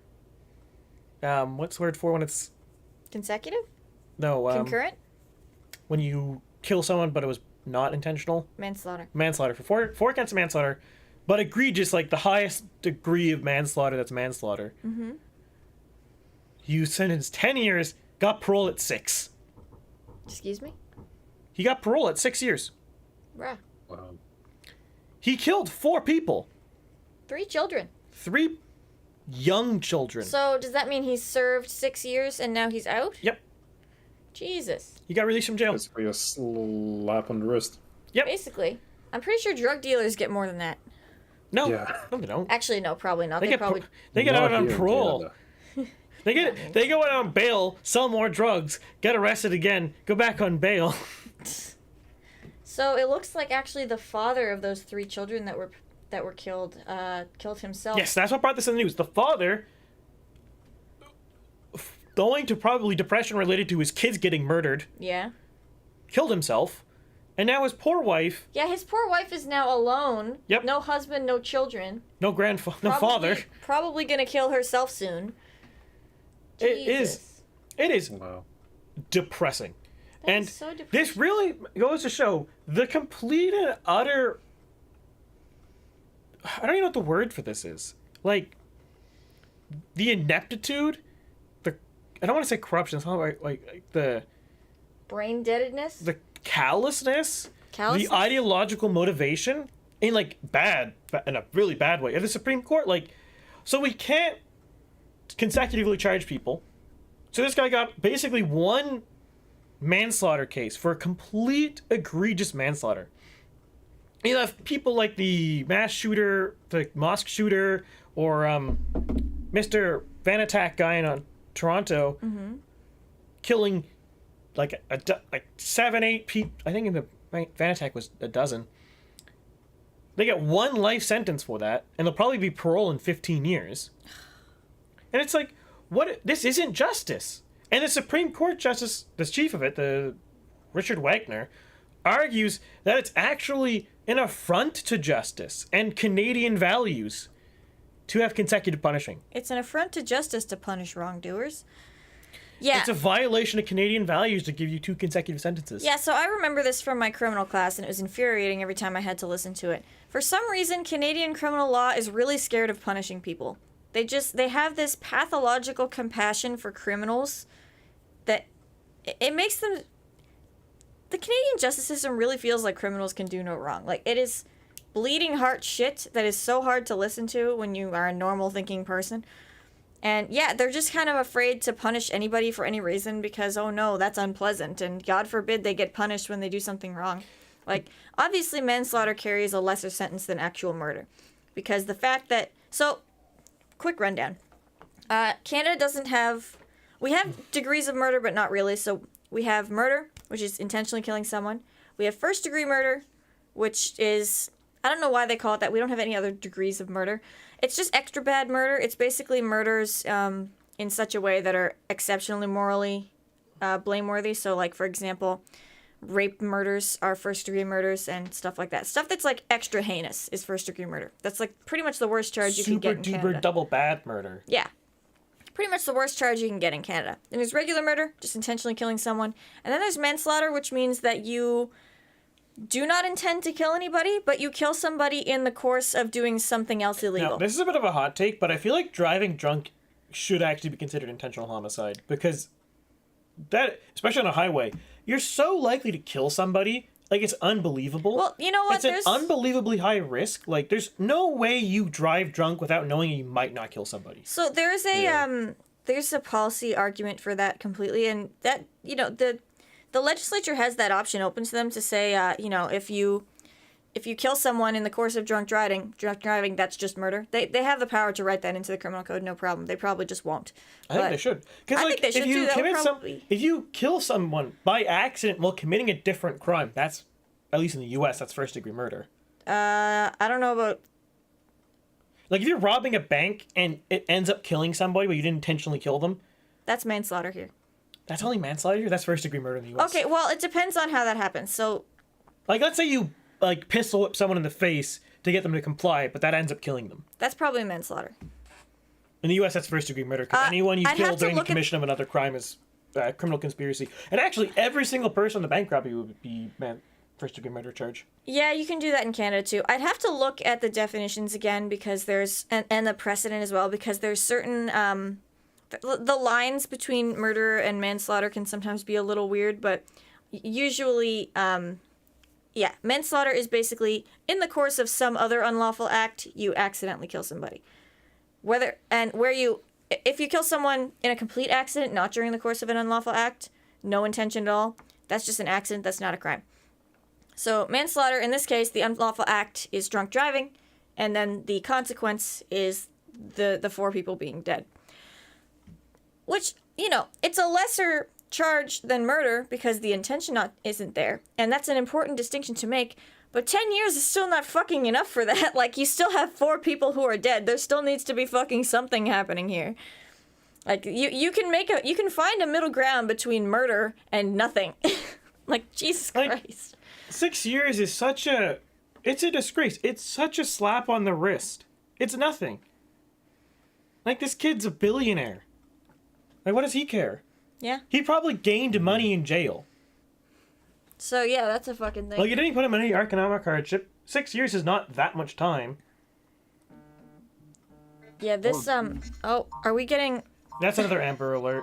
We're all getting Amber Alerts on our phones at the same time. Yeah, okay, thank you. So loud. Yeah, I guess the teenager got kidnapped by his mother. Yep. All right. The vehicle was abandoned. I guess they're on foot now. Oh, yes, that's how you run away from the police. With your legs. I hope the kid's okay. Sounds like the mom's a little bit crazy. I'm going to go on a limb and say kidnapping is not a thing people who are sane do. Rocco, here's the thing. It's not even a class system because a poor person would probably get slapped on the wrist the same way, too. The Canadian justice system just hates punishing people. God forbid it was a native, then they would probably get even less because, you know, the courts seem to think that natives are a different species that aren't as accountable as everybody else. Which is ironically extremely racist. It's extremely racist. Oh my God. They, like, even, you know what? I don't want to get into it because it's a long-ass story. Glad you principles are stupid. Just put that in your brain and just put it away. And anytime people talk about lesser sentences for natives, just know, glad you principles are stupid. It is morally repugnant to me. Don't worry about it, Rocco. That our courts overturn things like consecutive sentencing on the dumbest grounds. And this is the biggest reason why our charter is really dumb, is because there's no piece of paper that goes along with our charter, like the U.S. with their Federalist Papers, that explains the reasoning behind things. And the language is so vague. Like, what's a cruel and inhumane punishment? Yeah, that's one of those things that the court gets to decide for themselves. Yeah, so the court can just come up with whatever they want. So if the court is full of activist left-wing judges like Richard Wagner, they can just do whatever they want. It's ridiculous. So I'm confused here. So the article is telling me that... Oh, where are we here? Oh, what am I saying? 10 years, report the harshest ever imposed on a first-time convicted drunk driver. So that makes it sound like he was convicted only of drunk driving and not of manslaughter. Do we know what he was actually charged with? Not off the top of my head. I didn't think to research that.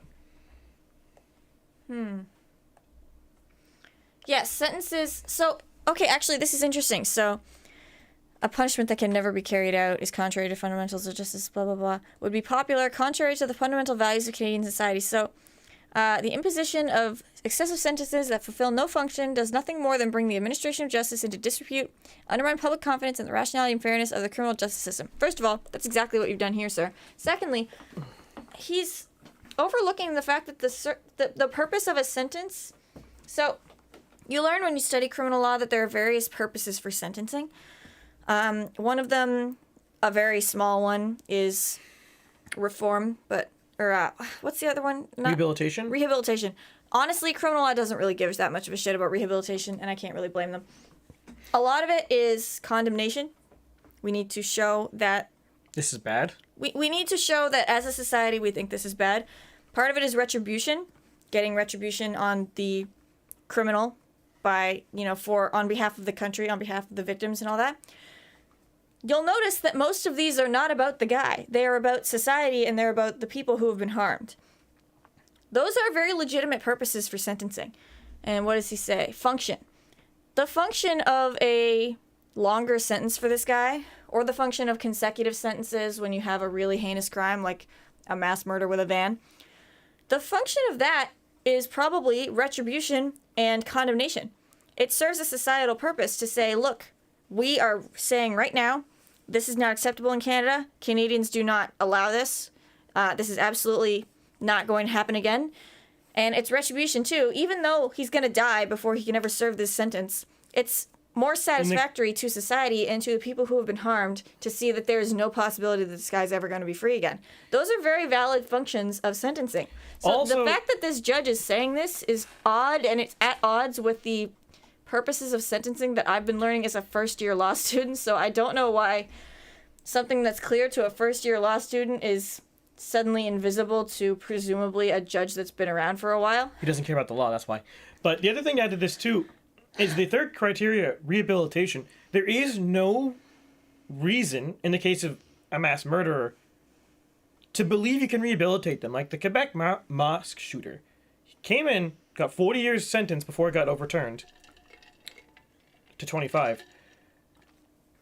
I'm not saying his name on purpose. No, someone who's willing to do that, to go into a place of worship and just indiscriminately murder people, is not going to be rehabilitated. Thing is, Canadian criminal courts don't care about rehabilitation. They really don't. When they're writing law and when they're doing sentencing, they don't usually care that much about rehabilitation. So I don't know why they suddenly talk about that now. Right, but that's the point, right? The only reason to not do this, to reduce the sentencing, is argument for rehabilitation. Because, like you said, it's rehabilitation, punishment, or societal signaling. Who knows? I really don't understand. There's no other reason why you would have a sentence. There's nothing, no other purpose. Either you are punishing, you're doing some form of punishment, or you're trying to fix the guy. If the guy's unfixable, there's no point in trying to fix him. Yeah, I don't know. A lot of my classmates think that punishment for the sake of punishment is like some outdated concept, but that's... They should read the Bible. I really can't wrap my head around, because I don't think that they're worried about rehabilitation when these judges do this. I don't think that they're worried about rehabilitation, but I don't know what they are worried about. I really, really don't. I can't wrap my head around why they want people who do heinous shit to be out of prison sooner. I don't get it. They believe in collective punishment when someone does a crime, such as ban all the AR-15s because someone who didn't use an AR-15 committed a mass murder. But the mass murderer who's caught should only get like 15 years in jail. I just don't understand it. How does that make sense? You infringe on the rights of everybody for one person's crime, but then you don't actually punish that guy. Yeah, it's weird. It's like, let's not have any like individual responsibility, but it's kind of like, let's just apply it abroad. Yeah. It's I've kind of experienced that, like, I'm not sure, like in school as well, where it's like, one kid does something bad, so like the entire class misses like a particular event. It's like, it's sort of like in our, just how we think here. It's you're weird. right. That It's is like a war weird crime. Canadian paradigm, and yes, that is a war crime. But yeah, Canada is weird like that. Like, and I think you're hitting the nail on the head there, Alex, because like the law, Canadian law in general, really fucking hates the idea of personal accountability, and I don't know why. They really, really, really, really don't like it. They seem to think that humans are basically just animals, and that whatever our circumstances are, that's how we'll behave, and that we're not personally responsible for anything. And I don't get why judges are frothing at the mouth over this shit. Like, they are allergic to personal responsibility, and I think that is at the root of this. So maybe that's why I don't get it, because personal responsibility has been drilled into me since I was a child. Yeah, it's strange. I'm not sure. I think a lot of that is to do with since the court system has been reformed in Canada in 1983 under Papa Trudeau, almost the entire time, almost all of our judges have been appointed by, at least the ones who are currently alive, the Liberal Party, and the Liberal judges that they appoint are not interested in what the U.S. would call originalism or constitutionalism. They don't, I mean, we don't actually have a book. Pierre Trudeau did not provide a book that describes what his intent was behind anything he wrote in the charter, but we have no one, our court philosophy isn't what was meant by these things when they were written, it's what can we interpret out of these things. Yeah, that's literally how they think.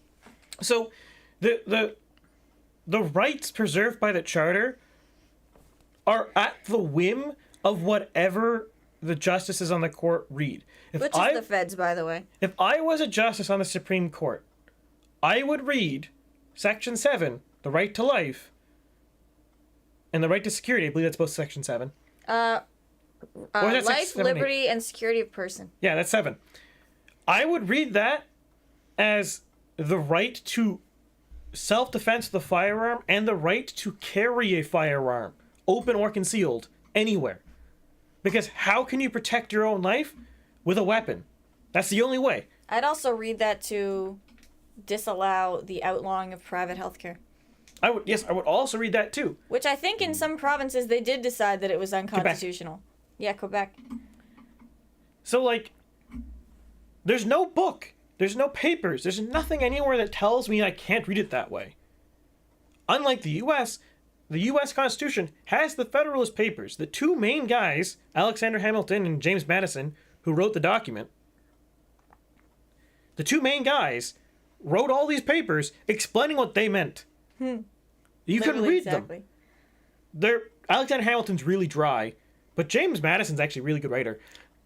Including the, perfect explanation of, yes, the Second Amendment means everything and everybody.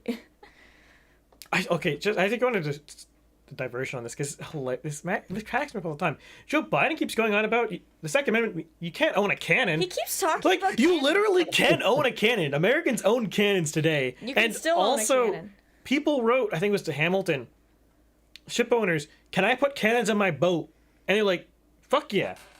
Put cannons on your boat. Well, why is he so hung up on that? Even Snopes, I think, had to call him wrong on that one. I don't know. Maybe He's so senile, he probably doesn't remember that anything's have been invented since cannons. He's probably still stuck in 50s technology. It's funny too because he brings it up when no one's talking about that too. He goes off on his own tangent. Yeah. He thinks it's just such a good argument. Cannons? It's Have you guys heard about cannons? I'm just picturing Joe Biden thinks the most powerful military technology in the world is cannons. Speaking of guns, I can't wait to watch for John Cornyn lose his primary in 2026. Who's that? Do we know? Glitched Evie, you can correct me, but I believe John Comey is one of the Cornyn is one of those senators who decided Republican senators who backed the red flag law bill. Correct me if I'm wrong there. Corn Cop was a bad dude and he had a cannon. I mean, I would own a cannon. I think we banned them here from the 2020 law. Why? Porta-Peak was carried out with cannons. The 2020 executive order banned any firearm that has a bore larger than 20 millimeters or something like that. Which also banned a bunch of shotguns. Oh, banned a bunch of shotguns. I think it was 20 millimeters. Is it? So 4-gauge shotguns, goodbye. I know 10 gauges are specifically banned. So whatever the diameter of 10 gauges, it's slightly below that. I'm just forgetting off the top of my head. Oof. It's yes, all of the mass shootings are committed with high caliber shotgun, high caliber war weapons. There was a bunch. I'm planning my mass shooting with a Barrett. There was a bunch of people being like, "Wait, does that mean the Halifax cannon that they fire every noon is banned now?" And I think technically yes. I don't think anyone's going to enforce it. Yeah, because it's fucking dumb. Okay, should we get into the abortion thing just because everybody wants it? Everyone's talking about it, and we're out of articles. Yeah, so... Actually, you know what? I'm gonna click this. We're slowly working our... What? Bitch!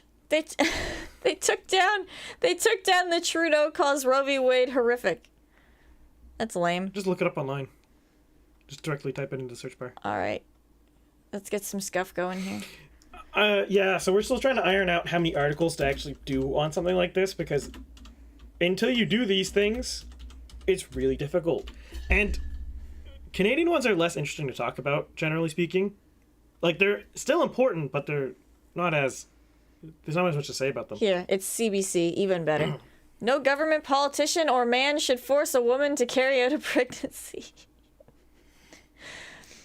I'm sorry, this just sounds like I don't know, this sounds like a Churchill speech, but about something so stupid. This is an important question I need to ask Trudeau. What is a man? We've all heard of what is a woman. Yeah. But what is a man? Well, today's a difficult day. Well, I mean, it's a difficult day for a woman, Trudeau, and you must be feeling that deeply. But what is a woman? apparently him. My heart goes out to the millions of American women who are now set to lose their legal right to an abortion. The only ones that are mad are in states where they're gonna be fine. It's funny. You look at polling on this. There's a poll from YouGov recently. 71%? No. Now YouGov, keep in mind, underpolls Republicans every single time. YouGov poll. States that had trigger laws, i.e. laws that were going to overturn Roe or ban abortions if Roe was overturned, 56% of people were Republican in those states and supported it. Mm-hmm. And 33% were not. Everyone else didn't give a shit? Everyone else was undecided or other. Mm-hmm. So these people were really upset. They wouldn't support the Republican Party. No matter what people like Pelosi yell on about the Republicans' extremist position. This is mainstream Republican position. This has been their position for 50 years, that Roe should be overturned and abortions should be restricted of some flavor. Not all Republicans agree on all restrictions, but they all agree that there should be some restrictions. Oh, constitutional right to privacy means a constitutional right to abortion. It wasn't even privacy. It was the due process clause that they cited. Huh? The 14th Amendment, which is due process. You have right to substantive due process. Isn't an abortion a death penalty without due process? Yes. What crime has been committed here? Existence. What do you think, Alex? How do you feel about Roe being overturned today? I mean, just about that point about what crime was committed, the crime of life. Like, how fucking dare you be here and be inconvenient? Look, all I'm going to tell you... Wow, being alive. It's according to radical left-wingers. Imagine being alive. According to radical left-wingers. Infant, not a person. Elephant, a person. Oh my god, it's just... You can't kill an elephant, that's murder. But your 3-month-old baby... Oh my god. It's just dumb. I look forward to, I don't know, I feel like the black population is gonna go up now that abortion is illegal. No, it's not illegal. That's the thing. That's the catcher. Okay, excuse me, in states that it's illegal. Because in case you guys weren't aware, I'm pretty sure is it most abortion? No, okay, most... It's a disproportionate number. It's disproportionate. I don't know what percentage overall, but it is disproportionately in black neighborhoods. A whole shit ton of black babies have been murdered, basically. Yep. It's not good. You think World War II was bad? How about a World War II of infants that were murdered? Well, what's the 60 count? million. 60 million. One World War II worth of babies. Oh my god. That would that substantially change the fertility rate in the States? Yep. Think about it, right? That's 50 years of babies, 60 million. Mm-hmm. Those babies would have had babies. Mm-hmm. That probably would put the U.S. like close to like 2.6 birth fertility rate. They're about 1.9 right now. Wow. It is an eye-watering amount of people. That just hurts. And that's just in the States. That's just in the States. I think Canada is like... Where we weren't even brave enough to ban sex-selective abortions. It's, I think, 200,000 people aborted a year. Now, keep in mind the massive population difference there, too. It is eye-watering. That's heartbreaking. I don't think... Even if you are pro-choice, I don't know how you support the current existence of abortion where, like, a 24-year-old girl who's not even poor, not that poor should be an excuse, just offs their offspring because it would inconvenience them financially. Like, why is our society in a place where apparently sex is so sacrosanct, you should always be having it, but you should not have the liabilities or the concerns of what the point of sex is. Oh, sex isn't just for fun. It was, if you're a religious person or you're just an evolutionist, by evolutionist I mean you only believe in evolution and there's no divine whatever, no matter what your camp is, if you're religious, obviously sex was made to make babies. And if you're an evolutionist, sex was made to make babies. Yeah. Like, if you're pro-choice, you shouldn't support... But Chris, you're controlling women. You're making them be responsible for their own actions. How dare you? Good. Clearly, women Honestly, aren't if you want to reasonable go, enough for if you that. want to go up to me and say you are trying to control women's behavior by making them have responsibility for their actions, Chad, yes. Yes, I'm trying to control you and stop you from murdering. Exactly. Yep. Because that's what they say. Like, you know, if getting pregnant is such a tragedy for you, then why are you having so much sex? That's like, you're controlling women's bodies. Because women should be free to do whatever they want without consequences. It gives us no fucking credit. And they act like... Sorry, Steven Crowder was talking about this earlier, and he had, like, someone live at the Supreme Court where they were protesting, obviously, and they were watching a CNN coverage of... They were interviewing a pro-life woman in the crowd, and she was talking about... She had a great point. She was talking about how, like, the pro-choice... like, all the rhetoric basically is telling women that you're weak and that you can't, you know, if you get pregnant, you can't do anything else. Like, your life is over. You can't possibly handle it. Like, you can't have a life. You can't go to school. You can't possibly have a fulfilling, you know, career or fulfilling life if you have a baby. You're just not capable of it. And women are a fuck of a lot stronger than that and a lot more capable than that. They give us no credit. They're telling us, listen, you can do one thing, and that one thing can't be a baby, and you're not capable of doing both at once. Well, Lex, didn't you know that your only purpose in life is to be a drone in the widget factory? But, like, you know, you can do it. If you get pregnant unplanned, you can handle it. But abortion people are trying to tell women that they can't handle it, and women believe them. And honestly, I'm just gonna say, getting pregnant unplanned, that's not a thing. That doesn't exist. You had sex. Mm-hmm. Getting pregnant unplanned would be like you woke up one morning and you hadn't had sex ever, and you were somehow pregnant. Like that one CBC show. Or I will permit, if you were like the tragic woman who got raped and got pregnant, that was unplanned. Here's the thing, though. That is a tiny sure. Sliver of If abortions. you are a woman who consensually had sex with a guy and you got pregnant, that wasn't unplanned. You willingly had sex. The only result of sex is a baby. You rolled the dice. That is the point. I don't care how much contraceptives you have. I don't care if you have the pill and an IUD and a condom or whatever. The whole point. Unplanned pregnancy. Oh, I slipped. The whole point is to have a baby. Like, I'm sorry you think sex is pleasurable, so you did it for fun, and you got pregnant. Maybe you shouldn't do that next time. Rocco says Roe v. Wade is a watered-down one-child policy. That is a spicy take, but it came out like the same time, so... Well, it was... Like, Planned Parenthood was started by eugenicists, wasn't it? Mm-hmm. They wanted to eradicate black people. You can quote me on that, but Planned Parenthood wanted to get rid of black people. That's like a discernible choice thing. I don't know. What was her name? Google the person who started Planned Parenthood. She really didn't like black people. No, they were extremely racist. But, where was it? Evie says, basically deadbeat dads. Yeah. People, I think Freedom Tunes did a good job on this, because a lot of men who are, like, pro-choice are just loving the idea that they can get free sex with no consequences. And I find that hella sus. Don't you think? What's more sus than wanting your girl... Like, who do you think... Like, I think I asked this question before. Back before abortion was legal, who was paying for all the illegal abortions? It was rich men who had sex with their staff and didn't want a baby to fuck things up. Like, okay, so... Oh, by the way, Rocco, don't worry about it. That's not even the most spicy take we've had. Not even the most spicy take I've ever had. Oh, okay. But the thing I find really interesting, right?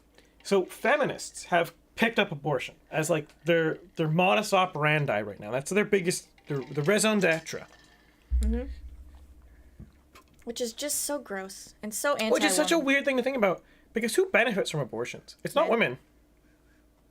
Not a single woman has ever benefited from it. Men who want consequence-free sex. Yeah.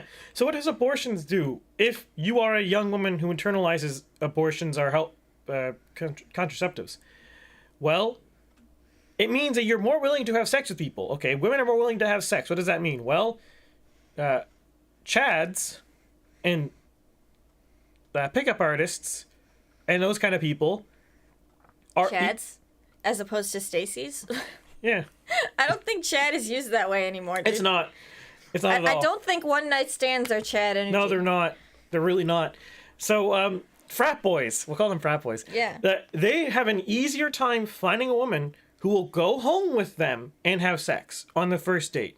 Or maybe not even a date. Just a one-night stand. Or you'll see them on Tinder or whatever app they're using. I'm not even sure if Tinder's the most popular one anymore. Oh, who knows? I don't use them, so I don't know. It allows shitty men consequence-free sex because they know that if the girl gets pregnant, she's just going to murder the child. Ugh. Because she's been lied to by everyone in the world. That is not only okay, but morally good. And it's the insidious part about this, right, is abortions aren't consequence-free at all. There's a large rate of complications. Some women die in abortions, first off. Second, postpartum depression, really common in abortion, women who have aborted. It's very common if you have many abortions that you can become infertile, because, in the most tragic way possible, by the way, because you will get a fertilized egg, it will implant in the uterus, and then spontaneously miscarry. Because you had so many abortions. This happens more if it's early in the pregnancy, but you have so many abortions that your uterus doesn't understand how to work anymore. Jesus. So it's the most tragic way of being infertile. You are perfectly fertile. You just can't carry a baby to term. Yeesh. Yeah, I mean, there's not a whole lot to say about this that we haven't said before. I was pretty stoked when this happened. It made my day. Yeah, he was texting me. He's like, I'm having a good day. Road got dusted. I'm feeling good. Like, got a stream tonight. Okay, but let's see what Trudeau's problem was.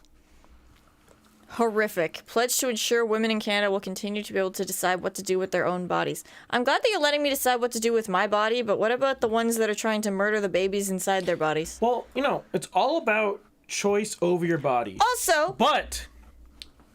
babies don't have bodies. Also, this isn't even fucking true because in Canada, you have opt-out organ donation. So if you don't happen to manually opt out of organ donation, then the government does get to decide what happens with your body because they will just fucking take your organs. The government can also mandate you get a medical procedure. Yeah. Especially a medical procedure that is... I didn't want, that they'd made me get anyway. No, even more important, a medical procedure that doesn't even really do what it's sold you to do. Oh, the COVID vaccines. They don't stop you from getting sick. They might, at this point, be reducing your symptoms a little bit, but that's not really certain. So you've been forced to get a vaccine that, at best, by their own data, by their own metrics, makes you less sick, but you still get sick. It still lets you spread the disease. What is the point of that? I want all women... I love when that came out, where it was like, oh yeah, it's like, you should still get the vaccine, but you could still get sick. And it's like, okay. I feel so swindled. Get it just because. Yeah, you got it on purpose. Yeah, I got 2 vaccines, and I feel like I was lied to because it doesn't... The data that they published, their own data, which they're probably cooking the books on, but their own data, it at best means you don't go to the ICU, but you still get sick, and you can still spread the disease. So what? Meanwhile, they're like, stay inside because you could still get sick because, God forbid, you get the fucking flu. It's just ridiculous.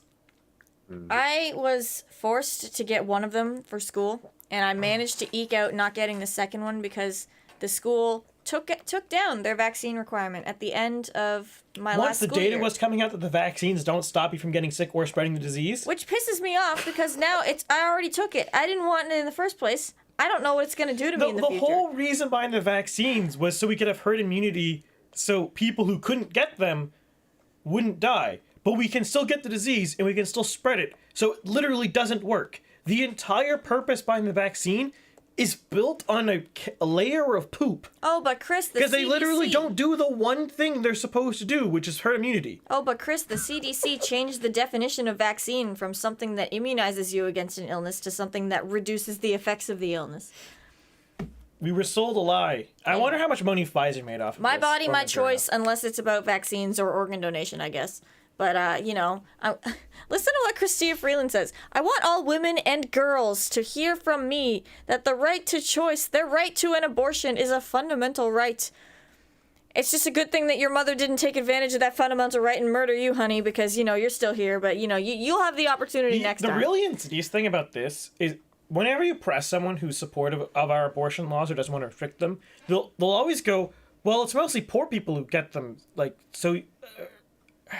so blah, blah, blah, so we can't, force them to be, if we make them have a baby, they're going to be poor. But then you think about this for a second, right? The baby of a poor person is poor. Yes, that is true. Mm-hmm. Have you thought about this, right? The poor person aborts the baby. The baby's dead. So instead of being poor, they would rather you die. Yeah, they consider being poor a fate worse than death. Poor is a death sentence. But No, worse than a death sentence. It's worse than a death sentence. But murdering 15 people with a van, how dare you get more than 15 years in jail? Yeah, oh man, this baby was almost gonna be poor, so we killed it in the nick of time. Capital punishment for innocent infants? No, barely any jail for actual criminals who commit mass murder. Also, something that leftists harp on about a lot is suicide. Specifically when they're talking about trans people, which is not what we're talking about right now, but they harp on about suicide a lot. But I find it weird that they can be concerned about suicide and not abortion. Like, oh, you're poor, so you should abort your baby because being poor is a fate worse than death. But you shouldn't kill yourself. Meanwhile, because being poor is better than being dead, unless you're a baby. They love talking about suicides when I'm talking about guns or trans people or whatever. But it's perfectly okay to kill yourself because the government can't find you a house that doesn't make you sick. Yeah, then there's he's referring to medically assisted dying, which is... They've also expanded medically assisted dying so that in a year, you can medically assisted die if you have depression. I want you to think about this for a second. You can get assisted suicide for being depressed. What does depression do? What is the problem with depression? Why are we concerned about depression? It causes suicides? Because it makes you want to commit suicide. So to treat depression, we have introduced government-funded, government-controlled suicides. Jesus Christ. Don't you have to be sound mind to even get... No, they got rid of that. Wow. I feel like they just want Canadians to die. They got rid of that. Did You they- have a mental illness? You can medically assist suicide. I guess we won't have any more trans people anymore because they'll just all get medical assisted dying. I guess it's less messy. Yeah, you get a lethal injection, which, by the way, is cruel and inhumane method to kill people in the U.S. Apparently. Activists hate lethal injection in the U.S. because apparently you feel a lot of pain while you're dying. Can I just say, what does it say about living in Canada that people are seeking out the cruel and unusual death penalty of the States? Like, that's just better than being in Canada, I guess. I always thought the suicide booths from Futurama would be a thing someday. You joke, but a Swiss company has invented a pod that you would go into for assisted suicide that replaces all the oxygen with, nitrogen, and then you, asphyxiate, apparently. That is so sad. And you can look at people while doing it. There's a window, so people can watch you as you die. Who wants that? I don't want to think about that. Having known someone who did commit suicide, this isn't a fun topic. No. I think most people know somebody who's committed suicide. Yeah, one of my it's a buddies, strikingly big problem, which is why letting people do it easier and not trying to encourage them not to is a bit of an issue. Oh my god. I just don't understand how... I mean, they don't even try. But how do you square the circle that it's we will help people who are ill. Because mental illness is an illness, right? They're ill. We will help people who are ill kill themselves when we could actually treat the illness. But at the same time, we have to affirm people's gender because they'll kill themselves otherwise. What?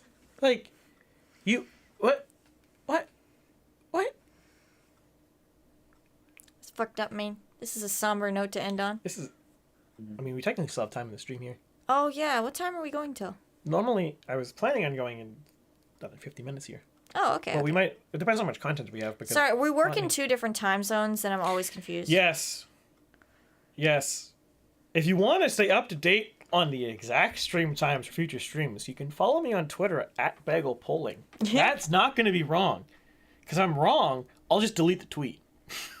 And then make a new one. Oh my fucking god, look at this link. Look at this CBC article. Anti-abortion and pro-choice protesters share why they're rallying in Ottawa. CBC's unbiased, ladies and gentlemen. You can tell by the fact that they call the pro-choice people what they want to be called, and they call the pro-life people anti-abortion. Can I just start calling pro-choice people pro-abortion? So now here we do. We have the pro-murder and the anti-murder groups.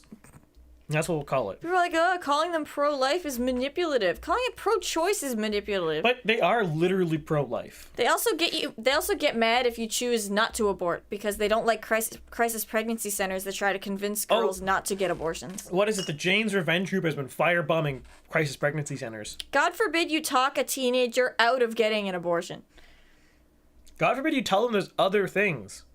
It's almost like you could get the baby adopted because while it is hard as if you are like an older child to get adopted, there are waiting lists that are years and years and years long for babies. This is the U.S. It is not hard to adopt out a baby. Typically, we're talking about here, because this is not a topic in Canada. The U.S. has the most robust welfare system in the world. They literally spend the most money per capita on welfare. The highest percentage of their budget on welfare of any country. Some European countries, France I think is more actually, but the U.S. is the second highest to France if you consider all forms of welfare they do. Some of the forms of welfare aren't like direct payments or direct subsidies, but like things like food stamps and stuff like that. Like there's so much support for you if you look for it. Yeah. People are just fucking lazy. And there's charities too. So many charities exist. Yeah. If you went to a church, an actual honest-to-goodness church of people who are adherent to actual Christianity, you could probably find people who would help you. Don't go to an Anglican church, they'll tell you to get an abortion. Is that actually real? I have no idea, but it wouldn't surprise me. I know that Steven Crowder was reading like articles about Roe being overturned, and one of them was from a quote-unquote pro-choice pastor. They didn't say the denomination, though. I imagine it was Episcopalian or something united. That's horrible. Or Episcopal? I don't know. But yeah, it's fucked. Let's Imagine being a Christian preacher and then advocate for abortion. How can you square that circle in your head? It literally, like, I don't understand. Sing on abortion. Who cares about Sing? Women will die as a result of this devastating decision. Will they? No. I feel like fewer will die because a lot of them die in abortions. Someone did the math on it. It's Procedure like with risks. It was like 100 people a year were dying in abortions before Roe. And think about this for a second. Before Roe? Before Roe. It was like 100-something people a year. And think about it. If you are pro-life and someone dies having an abortion, that means they died committing murder. So, like, why do you really care that much? Well, I mean, baby dies either way, which is sad. But also, like, I'll be honest. If you tell me that women are dying because they're getting illegal abortions, I don't care. yeah, I don't really care. Like, If you decide to break the law and do something dangerous, I don't that's on really you. care when people... I'm going to rephrase this. I don't care too hard when people are dying because they're using illegal drugs and they overdose. I am sympathetic. I think they need treatment. If you do something risky and you die, that's up to you. Like, the reason that we have problems with abortion is that you're killing someone else who has no say in this. I am sympathetic to you that you died. That's tragic. But at the same time, you did something illegal that is dangerous and died. Like, I'm sorry, but you took the risk. Like, I don't feel that bad for skydivers who die in a skydiving accident. You decide to skydive. It's a low risk, but it is a risk. You could die. It's tragic. I'm sure if my friend died skydiving, I'd be really upset.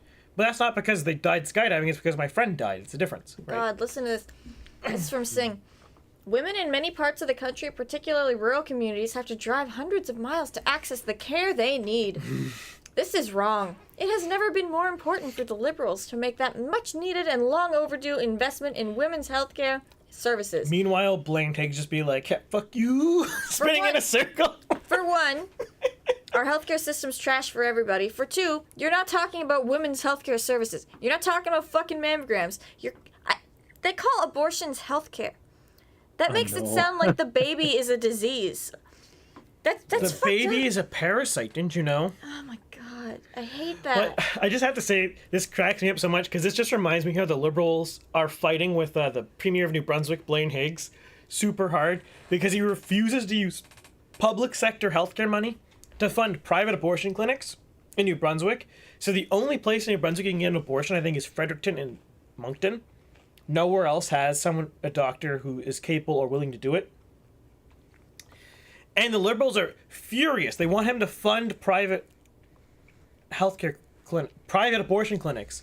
Meanwhile, every other private healthcare, because they consider healthcare, keep in mind, every other type of private healthcare, you get punished for trying. Oh, Singh wants Canada to prepare for all the American women who will come across the country, or across, Jesus, who will come across the border for illegal abortion. They might come across Jesus. If they come across Jesus, they might change their mind. Well, that'd be good, right?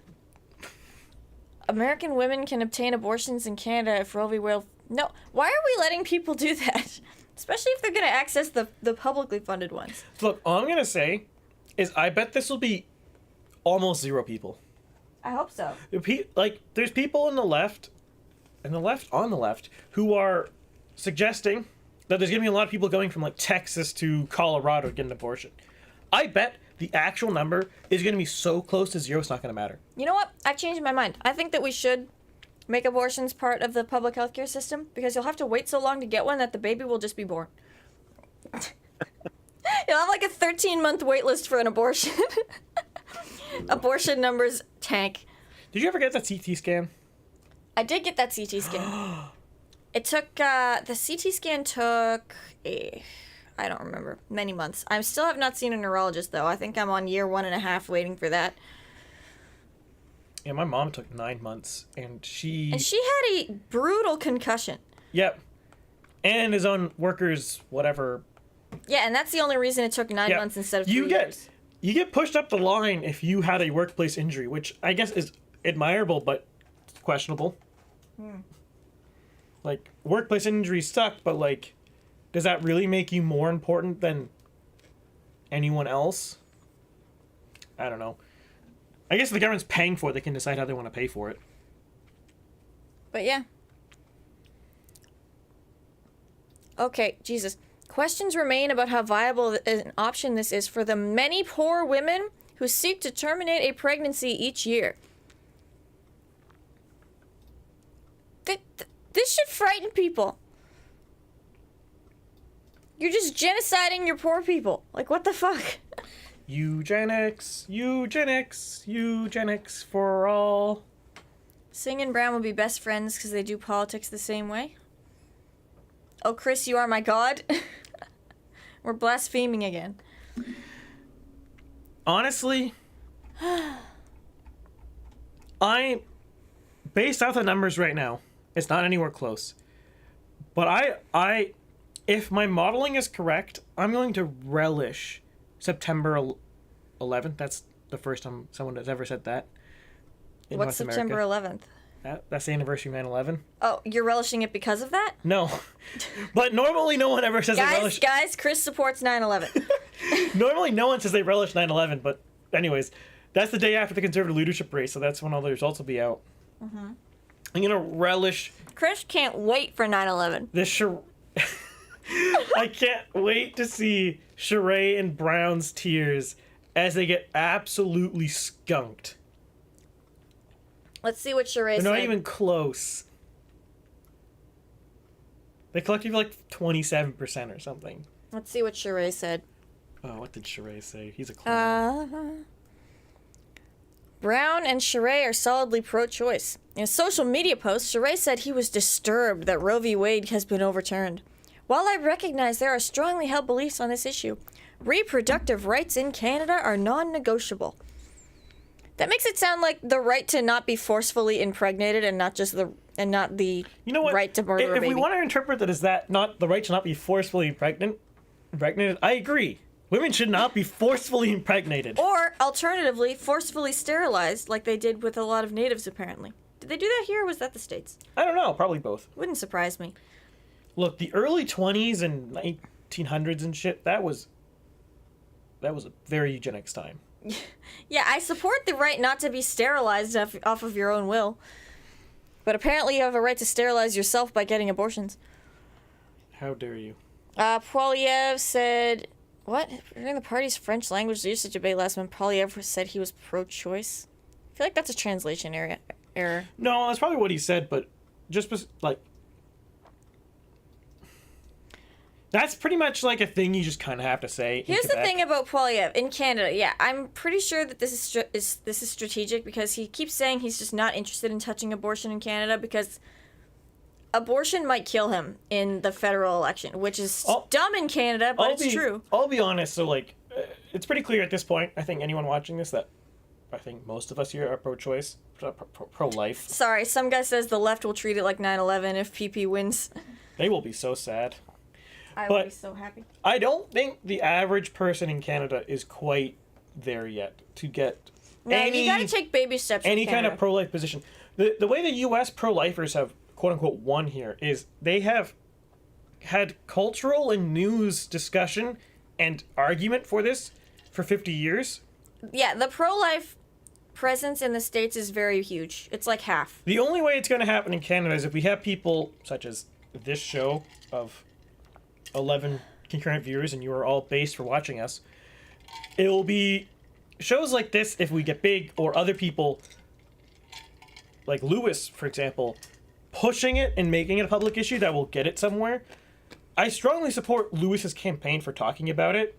I don't think she's the best candidate, not because of abortion, but for other reasons, for the Conservative leadership race. But I think the mistake the Conservatives in Canada have made is they don't want to talk about it I don't think it's a losing issue. I think it's a losing issue because they don't want to talk about it. But they've not talked about it for so long, they have to build up back to that point.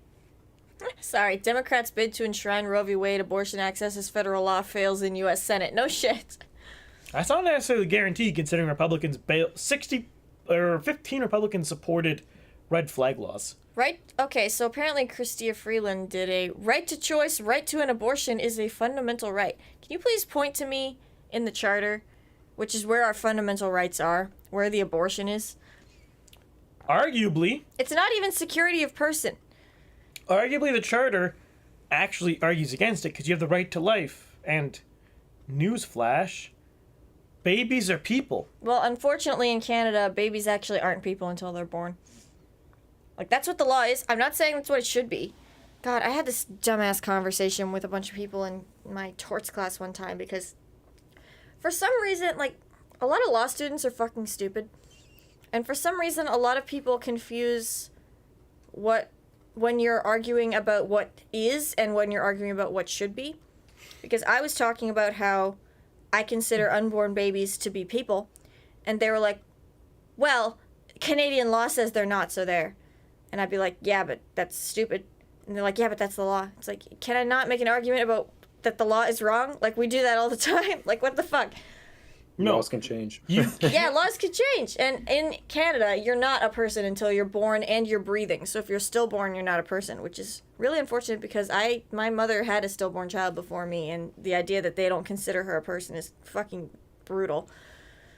Not a person. That's really sad. Yeah. But elephants are people. Just ask New York leftists. Yeah, if they showed us videos of abortions, people would probably not like it. That's why they don't let you in the States. And here, probably. The especially disgusting thing about it is that particularly in the U.S., but this has always been true in Canada because we don't have any laws against it.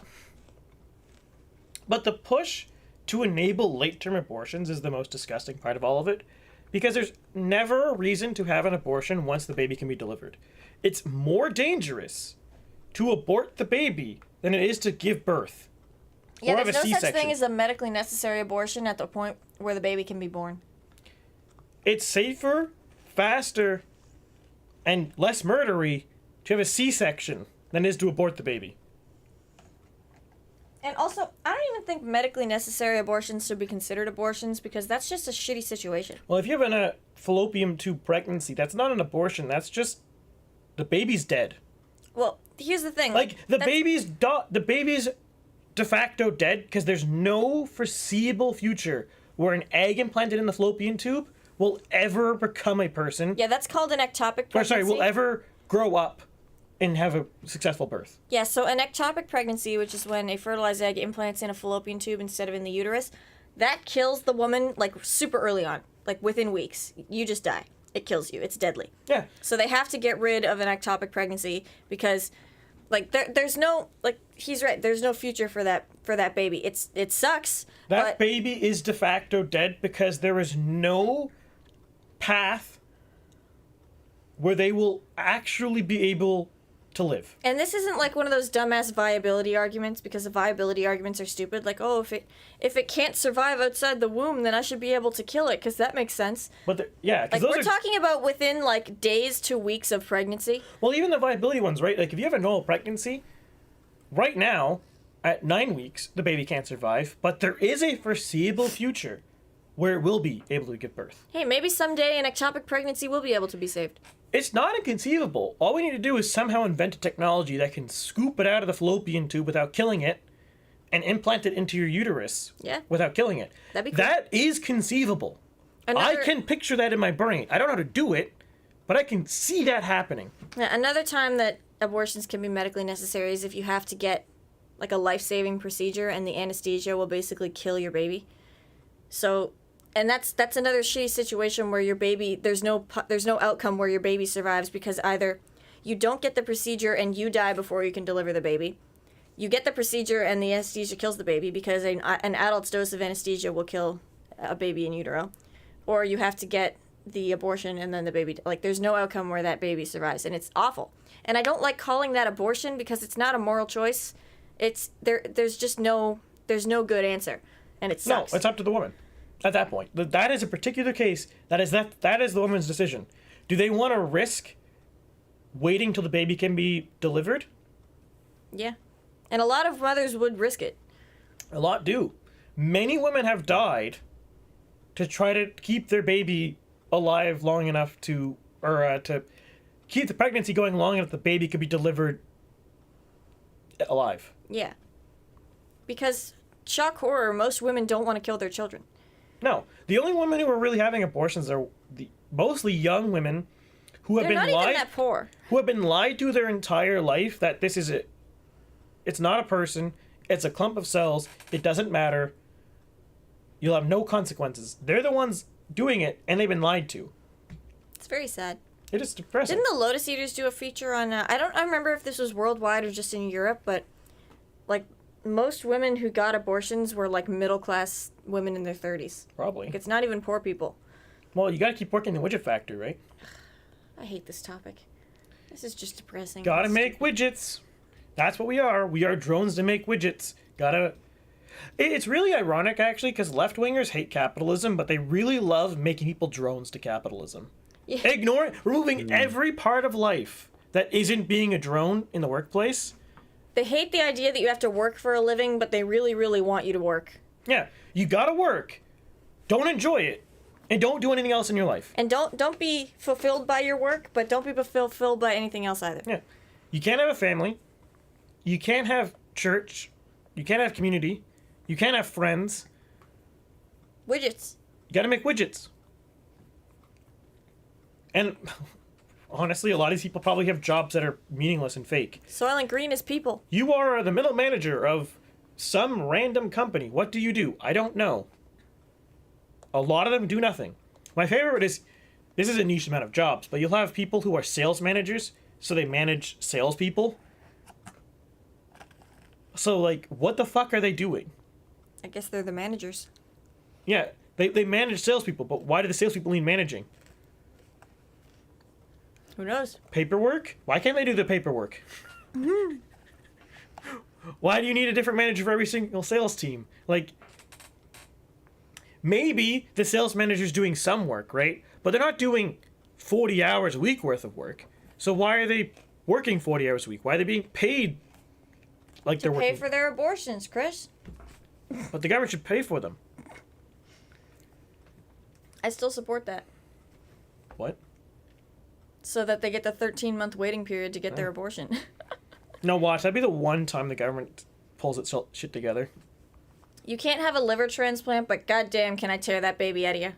Well, they want to kill the babies for stem cells. Ah, that's fucked up. I'm straight up for you. That's one of the things. That's why it's been so hard to fight against it, because I don't actually believe big Democrats or big leftists like Trudeau or Freeland or Pelosi actually like abortion. I'm pretty sure they just corrupt and they want to benefit from the stem cells harvesting. That's gruesome. They make so much money selling aborted fetal stem cells. Jesus. It's disgusting. You think Trudeau has any little sense he has divided this country? And do you think he likes that? Yes. I think that's how he wins elections.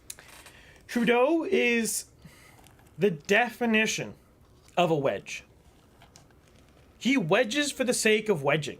He wedges when it hurts him. He wedges when it hurts other people. He will wedge everything. He's like an axe. To him, everything is a tree. When you're a hammer, everything looks like a nail. Yeah. All he does is divide people. There's a reason why 2006 to 2015, you didn't hear about Wexit parties. The bloc was just kind of there, being bloc. Well, now, the bloc is still there, being the bloc. Separatism is growing in Quebec, as you look at Legault.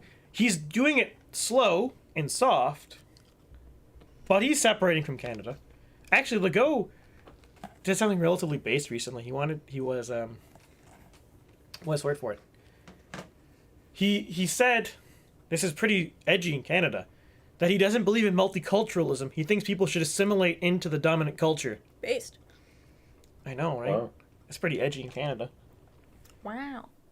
He's only going to get away with it because he's from Quebec. If he was in Alberta, they would already have the human rights tribunals going after him. That's one thing to respect Quebec for. They will not they will not compromise. Quebec politicians don't yield, and Quebec voters don't accept the bullshit.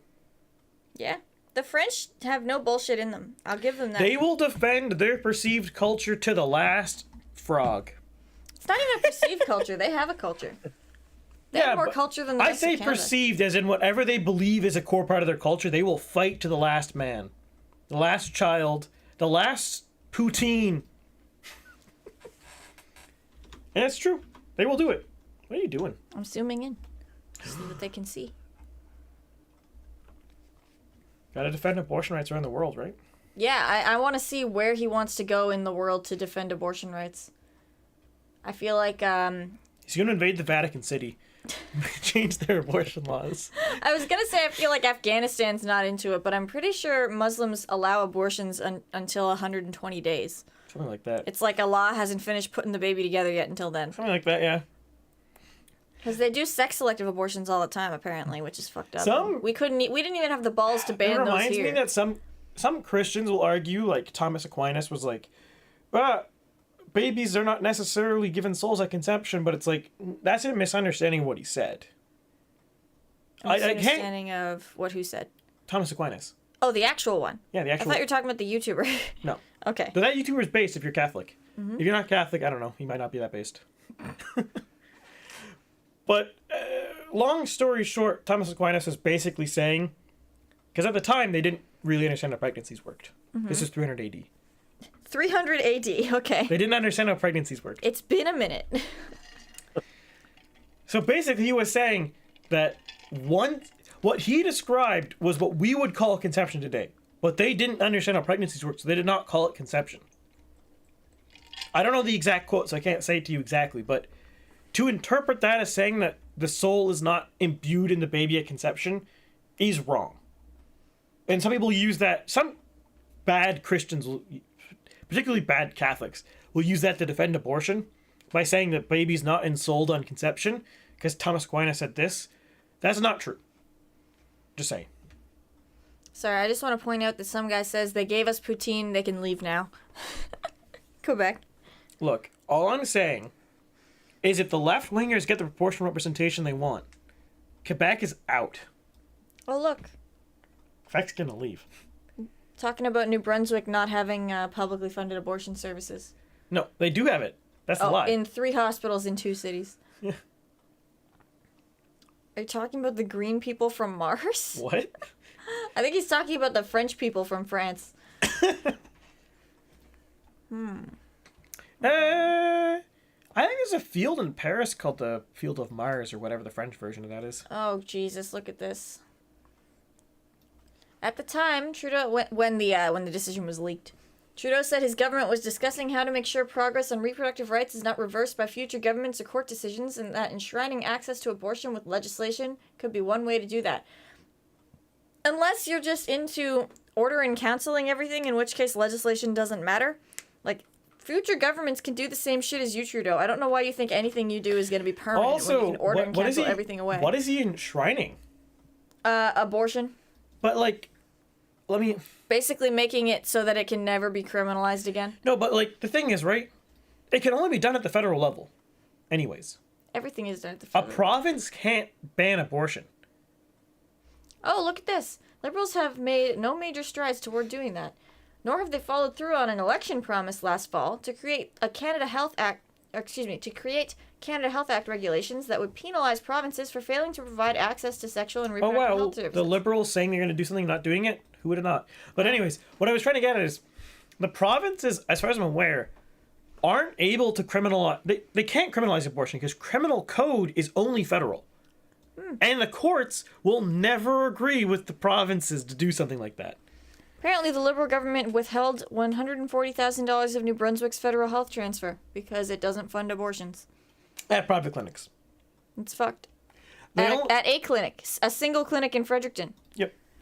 A private clinic in Fredericton. Oh, I was wrong. Sorry. It's St. John and Moncton are the 2 cities, I believe. Not Fredericton.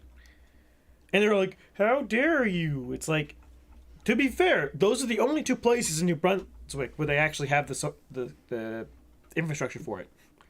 Maybe you could argue Blaine Higgs isn't investing in it, but why should he be obligated? There's only so much healthcare money. What's more important, abortions or an MRI? Oh, there's nothing else interesting here. I guess it just happened today. I mean... Rocco, to answer the second last question, since you... I'd let the Martians stay. I'm sorry, some guy's funny right now. He was referring to the French, he'd let the Martians stay. I suspect Trudeau goes home after he's been at Singh's house.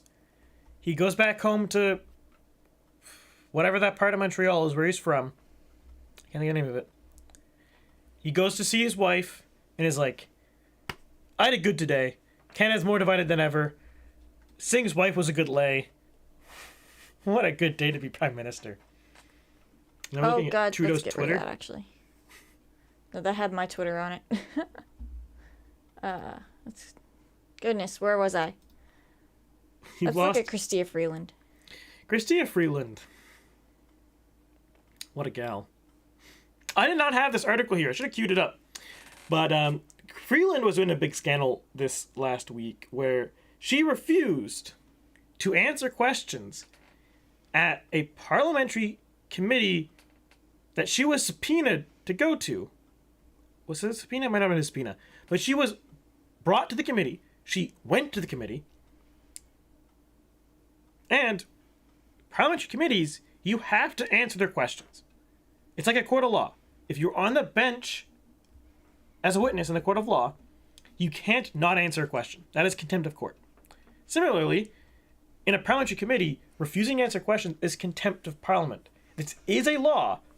It is a crime. It's illegal to do this. But only parliament has the ability to charge you with it.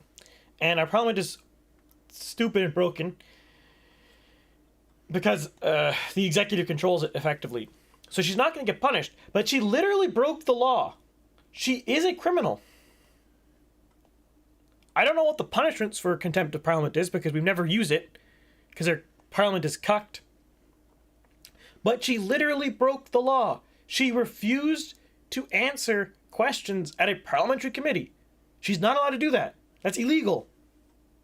That's like going to court and not answering the questions. The court will charge you with contempt of court, and I believe that's punishable by jail. You can correct me if I'm wrong there. I'm not 100%, so I wouldn't know. You don't know everything about the law system? Would you like to dig through my criminal code? Because it's over there. We'll just read it out. That'll be a stream. The whole thing. Just read the whole criminal code. It'll only take, like, probably a month. How many words is in it? Best guess. It's... I don't even want to think about it. I have no idea. It's very thick. How many pages? Look at it. It's the little red book. The little red book? It's the one that's about 3 inches thick. That top one? Yeah, the top one. Oh, I think about this one. No, the one on top.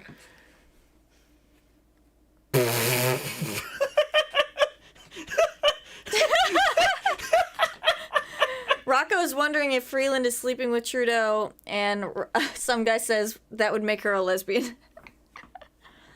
What a way, you were saying earlier, what a way to cap off Pride Month than overturning Roe versus Wade. This has been a good Pride Month. Start Pride Month with What is Woman? Yeah. And Pride Month with Bye Bye Roe. Which is funny because the alphabet people really shouldn't be that concerned about abortions. What they surprisingly are. Yeah, they are. I don't, to answer the question, Rocco, I don't think she's sleeping with Trudeau. Though, who knows? What are they called? What? Lefties do love their free sex. Oh, of course. So you never know. And a lot of the alphabet people are just pretending. That said, though, a lot of the leaders of the left are in long-term committed relationships while they advocate for free sex. It really makes you wonder, right? Yeah. It's like, I don't know about Canada, but in California, something like 30% of public school teachers put their kids in private school. Yeah. And the state average is like 5%.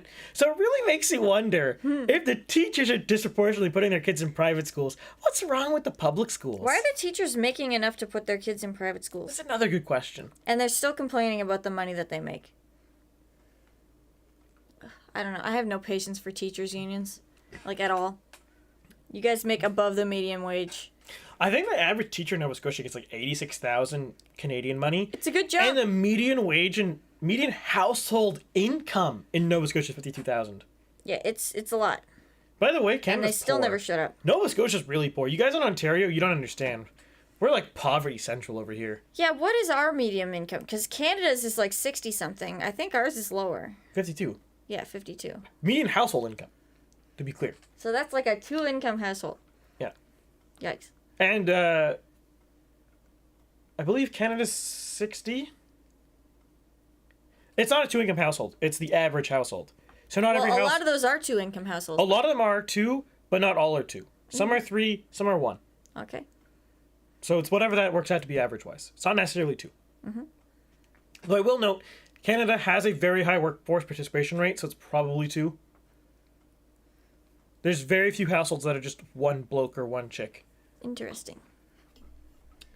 And then you look at down at the U.S., and you'll see people in Canada be like, the U.S. has to pay for their own health care. That is so expensive. You look at the U.S., right? Okay, you're looking at the U.S. Median household income in the U.S., $65,000 U.S. dollars, 2019, before the pandemic, before the lockdowns. Canada's was $50,000 U.S. dollars.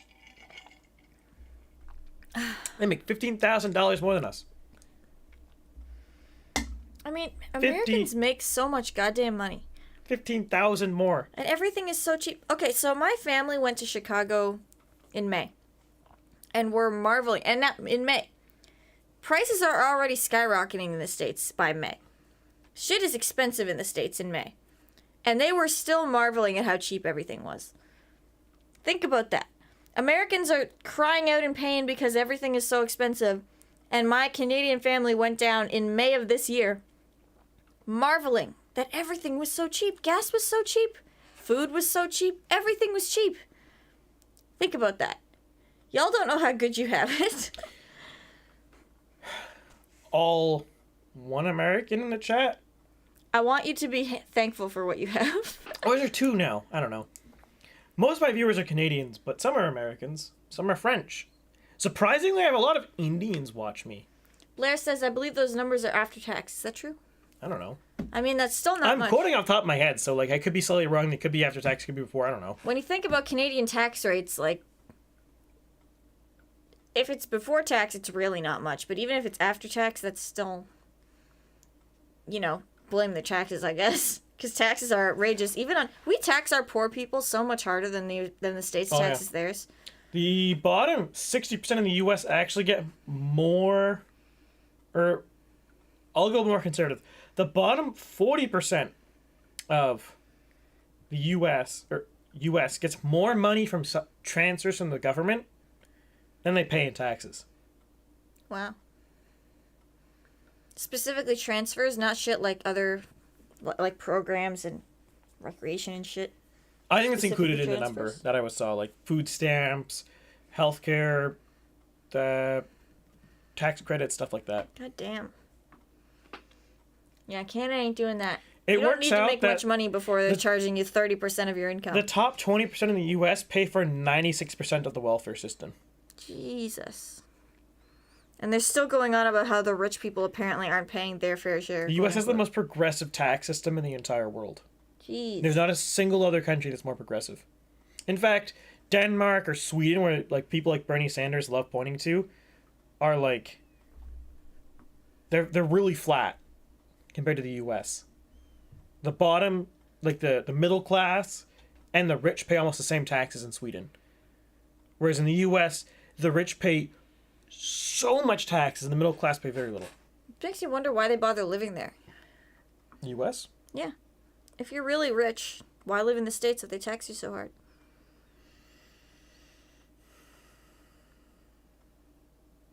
Cost of living is cheaper. Yeah, it's because the U.S. is the best country in the world. That's the answer. We could be better, though. We have the ability to look at all the U.S. things and do better, but we're looking at all the U.S. things and be like, let's just not do that, regardless of whether that thing was good or bad. The worst sin of Canada in its entire existence is we just do the opposite of the U.S., regardless of whether that thing was good or bad. Like, there are things we do the opposite of that are bad, and things we do the opposite of that are good, and it's like, but why? And sometimes we do the opposite of something that's bad, and our solution is also bad. Like the healthcare system, right? I won't sit here and say that the U.S. healthcare system is the best in the world. It's damn fuck better than ours, though. It has its pros and has its cons. But the Canadian system is awful. It's one of the worst in the world. Oh my fucking god. Like, compared to any European country, ours looks like a joke. I get unreasonably angry when Americans tell me that Canadian healthcare is great. Like, the UK has a better healthcare system than us. And it's failing right now, too. It is also failing, but it's better. Because they allow private clinics, for first off.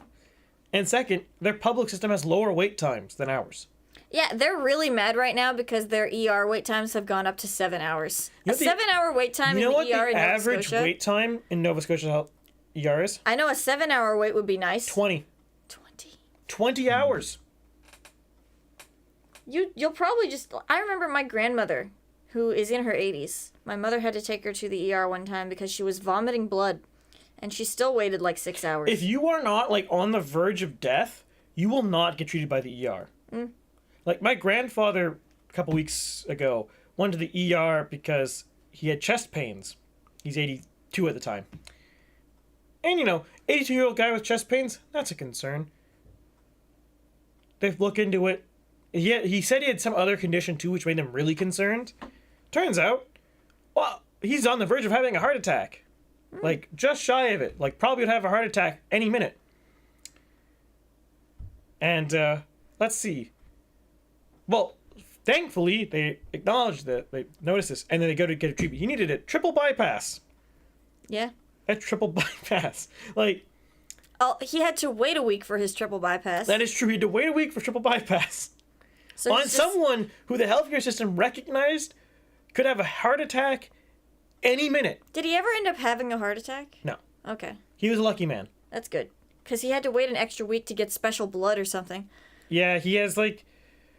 He's missing a particular antigen in the blood, and I guess we just don't have any blood of that on stock. Apparently not. He's also another really lucky man, because in the 70s, he got a blood transfusion before they knew to check for his antibody. Mm-hmm. And he lucked out and got a blood transfusion for a surgery. So, like, a lot of blood. That didn't have this antibody in it. Yeah, that's pretty cool. He's a lucky-ass man. Let me tell you about a less lucky man. My grandfather, who's in the hospital right now. And just today, he received a CT scan because he had horrible abdomen pain. And what did they find in his abdomen? They were worried he had a blockage in his bowel. What did they find? His bladder was full because the catheter he had a blockage in the tube. And they've been pumping him full of fluids because he's a diabetic and he's been very dehydrated. So they've been giving him a shit ton of fluids to try and get his sodium and his sugars down. And they've been pushing all this fluid into him and nothing's been coming out. The urine bag has not been filling, and I guess nobody noticed that there's a fucking block in his catheter, and he had to pee so bad that they had to give him a CAT scan because nobody could check the goddamn catheter. It's like and the thing about hospitals, I don't know if this is the case all over Canada, but in Nova Scotia it definitely is. If you have an old person in the hospital, you need to be on top of those doctors because they will kind of look for an excuse to just let them die. Well, in the case of my grandfather, they weren't going to operate on him if it wasn't for the fact that he and his kids were very adamant that he was very mobile, very active, very healthy man. They were just going to give him... They wanted to give him just drugs to mitigate the blockages, which would have basically been controlled death instead of life. He wouldn't have recovered. He would have died a little slower. Yeah. But because they pushed and emphasized really heavily that he was a healthy, active man. Yeah, because if you're not, they'll just let you die. Mm-hmm. Like, when my grandfather went into the hospital, he was like... he couldn't even stand up on his own.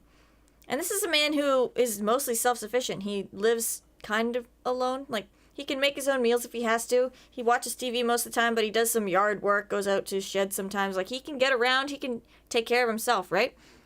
And so they asked, like, how long he'd been, quote-unquote, like this. Like, really not self-sufficient, not able to walk or anything. And they said, like, I don't know, 2 or 3 days. Because they thought he was a guy who was super disabled in life in the first place. So... Until they told the doctors that my grandfather can normally perfectly take care of himself and he's just taking a downward spiral, I'm pretty sure they would have been happy to just make him comfortable and let him die. And you have to keep on them because they keep looking for reasons to let him fucking die, and you have to, like, watch the shit that they're doing. Because they'll just, like, not do procedures that could help or whatever, Yeah. This is what happens when you have healthcare rationing. The doctors, I think, don't want to do this, but they are forced to look for ways to save resources because there's no resources. They don't have them. So they have to look for ways to save it. 10 tries to see the cancer. Ugh. I'm surprised they tried 10 times. That is horribly depressing. I don't even want to think about how many people in Canada either died of cancer or got to a point where the cancer is no longer operable or treatable because of COVID and because of lockdowns. It's not just that they choose not to treat people. Apparently our healthcare professionals are also just fucking incompetent. They couldn't check a goddamn catheter on a guy before they sent him for a CT scan. Like, come on. There's no fixing this with more funding. You can't do the... What is it? 5-minute check of a catheter. They have oh my god, less than 5 minutes. A multi-tens of $1,000 CT scan. Dude, he was in a couple of nights ago. He felt chest pains and he was in distress and he was pressing the button to call the nurse in the middle of the night, and a nurse just never came. He was in so much distress that the woman that's in his room, because he's not in a private room, the woman that was in the room with him started pushing her button because she could see that he was in distress, and it took like I don't know when a nurse eventually showed up, but it took a really, really long time. Like, he could have easily been in cardiac arrest or some shit. They think he had a panic attack. I wonder fucking why, when the nurse isn't coming and you think that you're dying. Oh my fucking god, I'm so angry with the healthcare system right now. Or unironically, tragically, that could actually kill you. Yeah, it could. It easily could kill you. It feels like every morning my parents go into the hospital to check on how things are going. They have another stupid story about how someone in the healthcare chain fucked up. Like, it's absolutely unacceptable. It was also really frustrating on my end, too, because they did not... The healthcare system here has a rule still for COVID that they can only allow 2 guests. Now, my family... It's 3 now. It's 3 now? Yeah. So they let you have 3 people. They can visit whenever they want, but only 3 different people each week can visit. So I haven't been able to see my grandfather at all. So yeah, my grandfather was in hospital for 3 weeks. Could not see him once. Yeah, mine's been in the hospital for There were points that we thought he might might have died or might be dying following the surgery, because, I mean, an old man getting a surgery, that can always happen regardless of how good the surgery was. Mm-hmm. And I couldn't go see him. I couldn't go see him before the surgery. I couldn't go see him after the surgery. Thankfully, God smiled upon us and he didn't die. Yeah, he's doing well now. He's doing great. But there were points that I wanted to go see him in the hospital, but I couldn't. Yeah, and you're close to your grandfather. Yeah, he could have very well died. And I would have never seen him in the weeks, because the last time I would have seen him beforehand was a couple weeks ago. Or a couple weeks before. A couple weeks before. Like, that was like early May. That was like mid-May. I think the last time would have been probably Easter. Or maybe before. No, it was been after Easter. I don't know. I don't keep track of and when you're I see close people. with him. Yeah. You see him all the time. But before COVID, we would see, generally speaking, it would be like the family would get together once a week. There's also a problem in our healthcare system of, just like some guys saying there, nurses that don't do their fucking jobs properly. Like, for example, this gets into some drama that you guys don't need to know about, but someone who works in the hospital was giving information about my grandfather to someone who has no relation to him at all and isn't on his list of contacts, which is hella illegal. And I'm not surprised if that shit happens all the time. Yeah. I ain't sympathetic to some of the nurses, because I don't know about Ontario, but here we actually have too few nurses to train nurses properly. So that definitely sucks. But at the same time, there's a lot of employees who are incompetent. My sister works A lot of them just don't give a shit as well. Like, just like some guys said, they can't be bothered to help. My sister works in the food department, like, as a nutritionist. Well, she wants to work as a nutritionist, but complicated story. Mm-hmm. One of the employees there is just comically incompetent, and they can't get rid of her. It's next to impossible to fire someone from a Canadian hospital. She's so bad that she was given a task to do, and she hadn't even, for months, she hadn't started it. She went off on a leave, for health leave, and my sister is assigned to figure out how long this task is going to be. My sister determined it would take like 3 days to do it. She still hasn't done it. What the fuck is she doing? I don't know. Yeah, my mother works for the hospital. And she works in the lab. And they had someone working there who was an actual danger to patients. Oh, thank you, Rocco. Because they work in a lab handling test samples. And she just could never be bothered to do anything properly and ruined a lot of samples. And a lot of these samples, you can't get another one. You know, there's like 2 cancer cells in there that you need to find, and you can't get another sample from the patient. I mean, think of how invasive it is to get a sample of cancer anyways. But sometimes it's so tiny that the one sample you get is all there is. So if you ruin it, you're fucked. Well, there's that, but it's also like, it's such a big, a lot of times, relatively challenging and dangerous thing to get a cancer sample, depending on where it is in the body. Yeah. That, especially when it's small, like, it's so astronomically challenging. Mm-hmm. So yeah, she was a patient danger, and it still took a couple of years to get rid of her. Oh. Yeah, I hate our healthcare system. I hate it a lot. And I get unreasonably mad when Americans who don't know what the fuck they're talking about see that healthcare and free in the same sentence and think that must be great. And they don't just call it free healthcare; they call it good healthcare. Like, I saw that on Reddit at work the other day, and I got unreasonably angry. I think it's a national embarrassment, our healthcare system. We should be embarrassed. It's ridiculous. I cannot think of a single good thing about our system. Especially because you can look at Europe. You can be against private healthcare. And look at Europe. First off, no single European country bans private healthcare. They all allow it. Second, there's so many of them that have much better systems. They're not expensive. They have lower wait times. They have better outcomes. I'm just so disillusioned with the government having any hand in healthcare at all. Like, I will never trust that ever again. It's so frustrating to me because people in Canada who, well, like, if you propose, we need to fix our healthcare system, what you'll see is people be like, oh, but I want a U.S. healthcare system. They'll have blah, blah, blah, or blah, blah, blah, blah, blah. People go bankrupt, blah, blah, blah, blah, blah. Or one time I saw someone argue their what is it? Their birth mortality... Infant mortality rate? No, the... Is it infant mortality when it's at birth? Like when the baby dies? When the baby's delivered and dies? Or, like, shortly after birth? Infant mortality is when a baby dies shortly after being delivered. Okay, infant mortality will be like, the infant mortality rate's so high. You look at the U.S. infant mortality rate numbers, right? Mm-hmm. They count everything delivered as a baby. Born alive. Yeah. Even if it's not born alive? Like, you'll have a baby born without half a skull. That's happened before.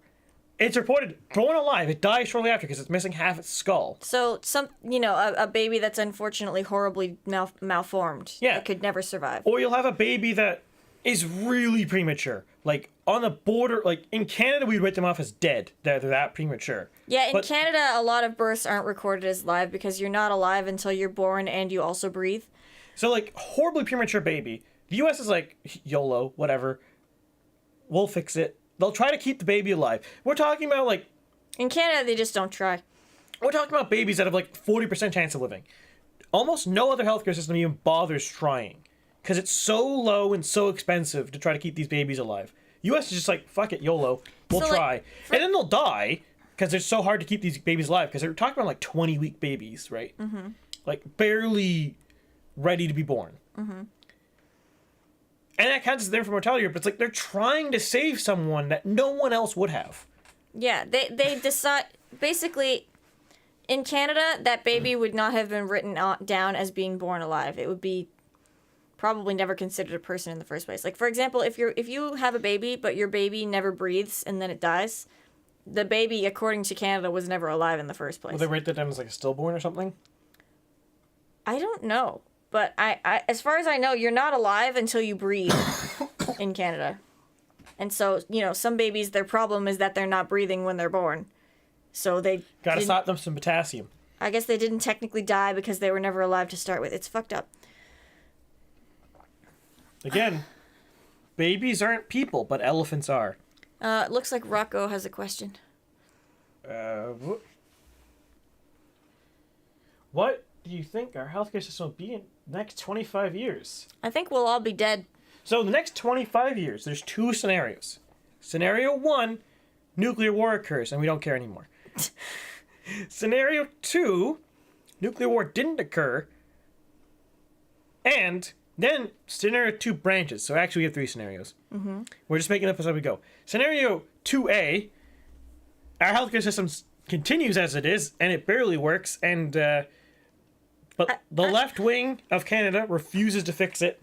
We just keep throwing more money at it. Which won't help. And then it'll be like some farcical percentage of our GDP spent on healthcare, and our systems will be terrible. And then option 2B, which I think is the most likely one, is people will start smartening up and being like, we can't just do only public sector. And they will allow some quantity of private.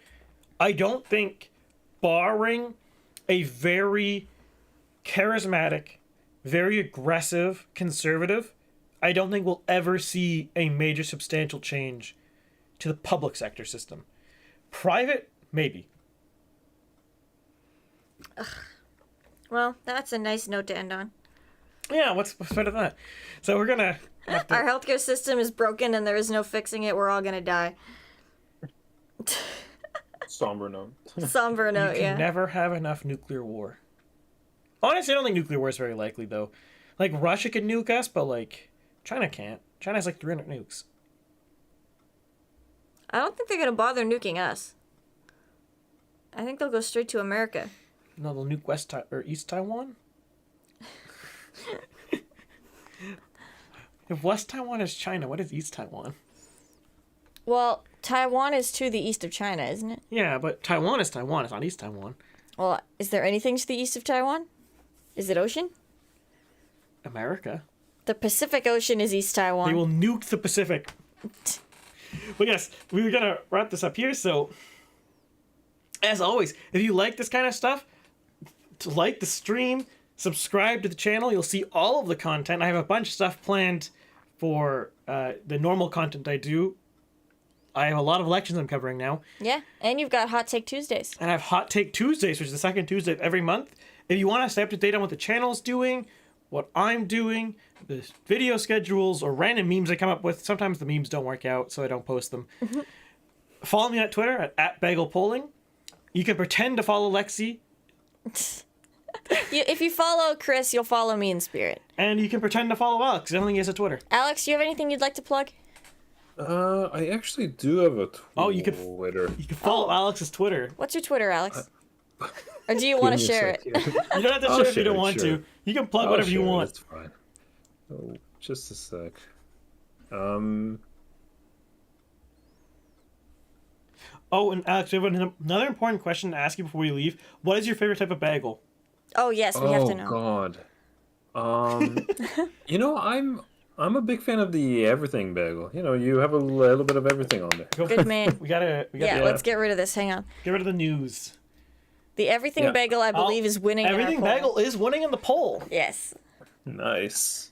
Very good. Anyway, very good. I don't know what my Twitter handle is. I haven't used it in ages, so Fair enough. Leave it at That's that. fair. We're not using it. Doesn't really matter for follow you anyways. Well, thank you so much for Yeah. joining us. I hope you'll join us again in the future. Oh, anytime. Yeah, it was great. Yeah, it was a great conversation. Yes, good stuff. Thanks for having me.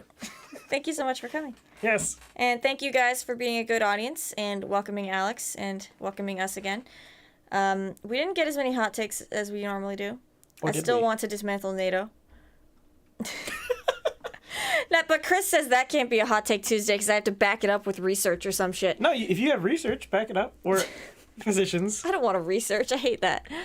I'll just talk to you guys about it. But anyway, with that said, I think that it's time to sign off. Yes. So you guys have a fantastic weekend. Thank you so much for coming, and we will be back at On some point. Sunday with an election coverage. Comment in the chat or comment in the after the stream if you want to guess which election. God damn, Sunday's soon too. Yes. Wow. I always have a video on Sunday. I guess we're coming back on Sunday. Not a stream though. Oh, a video. A video. You'll be back. I won't be there. You won't be there. I will not be there. Alex won't be there. No. All right, well, you guys have a fantastic weekend. Is that your closing statement? Maybe. All right. See ya.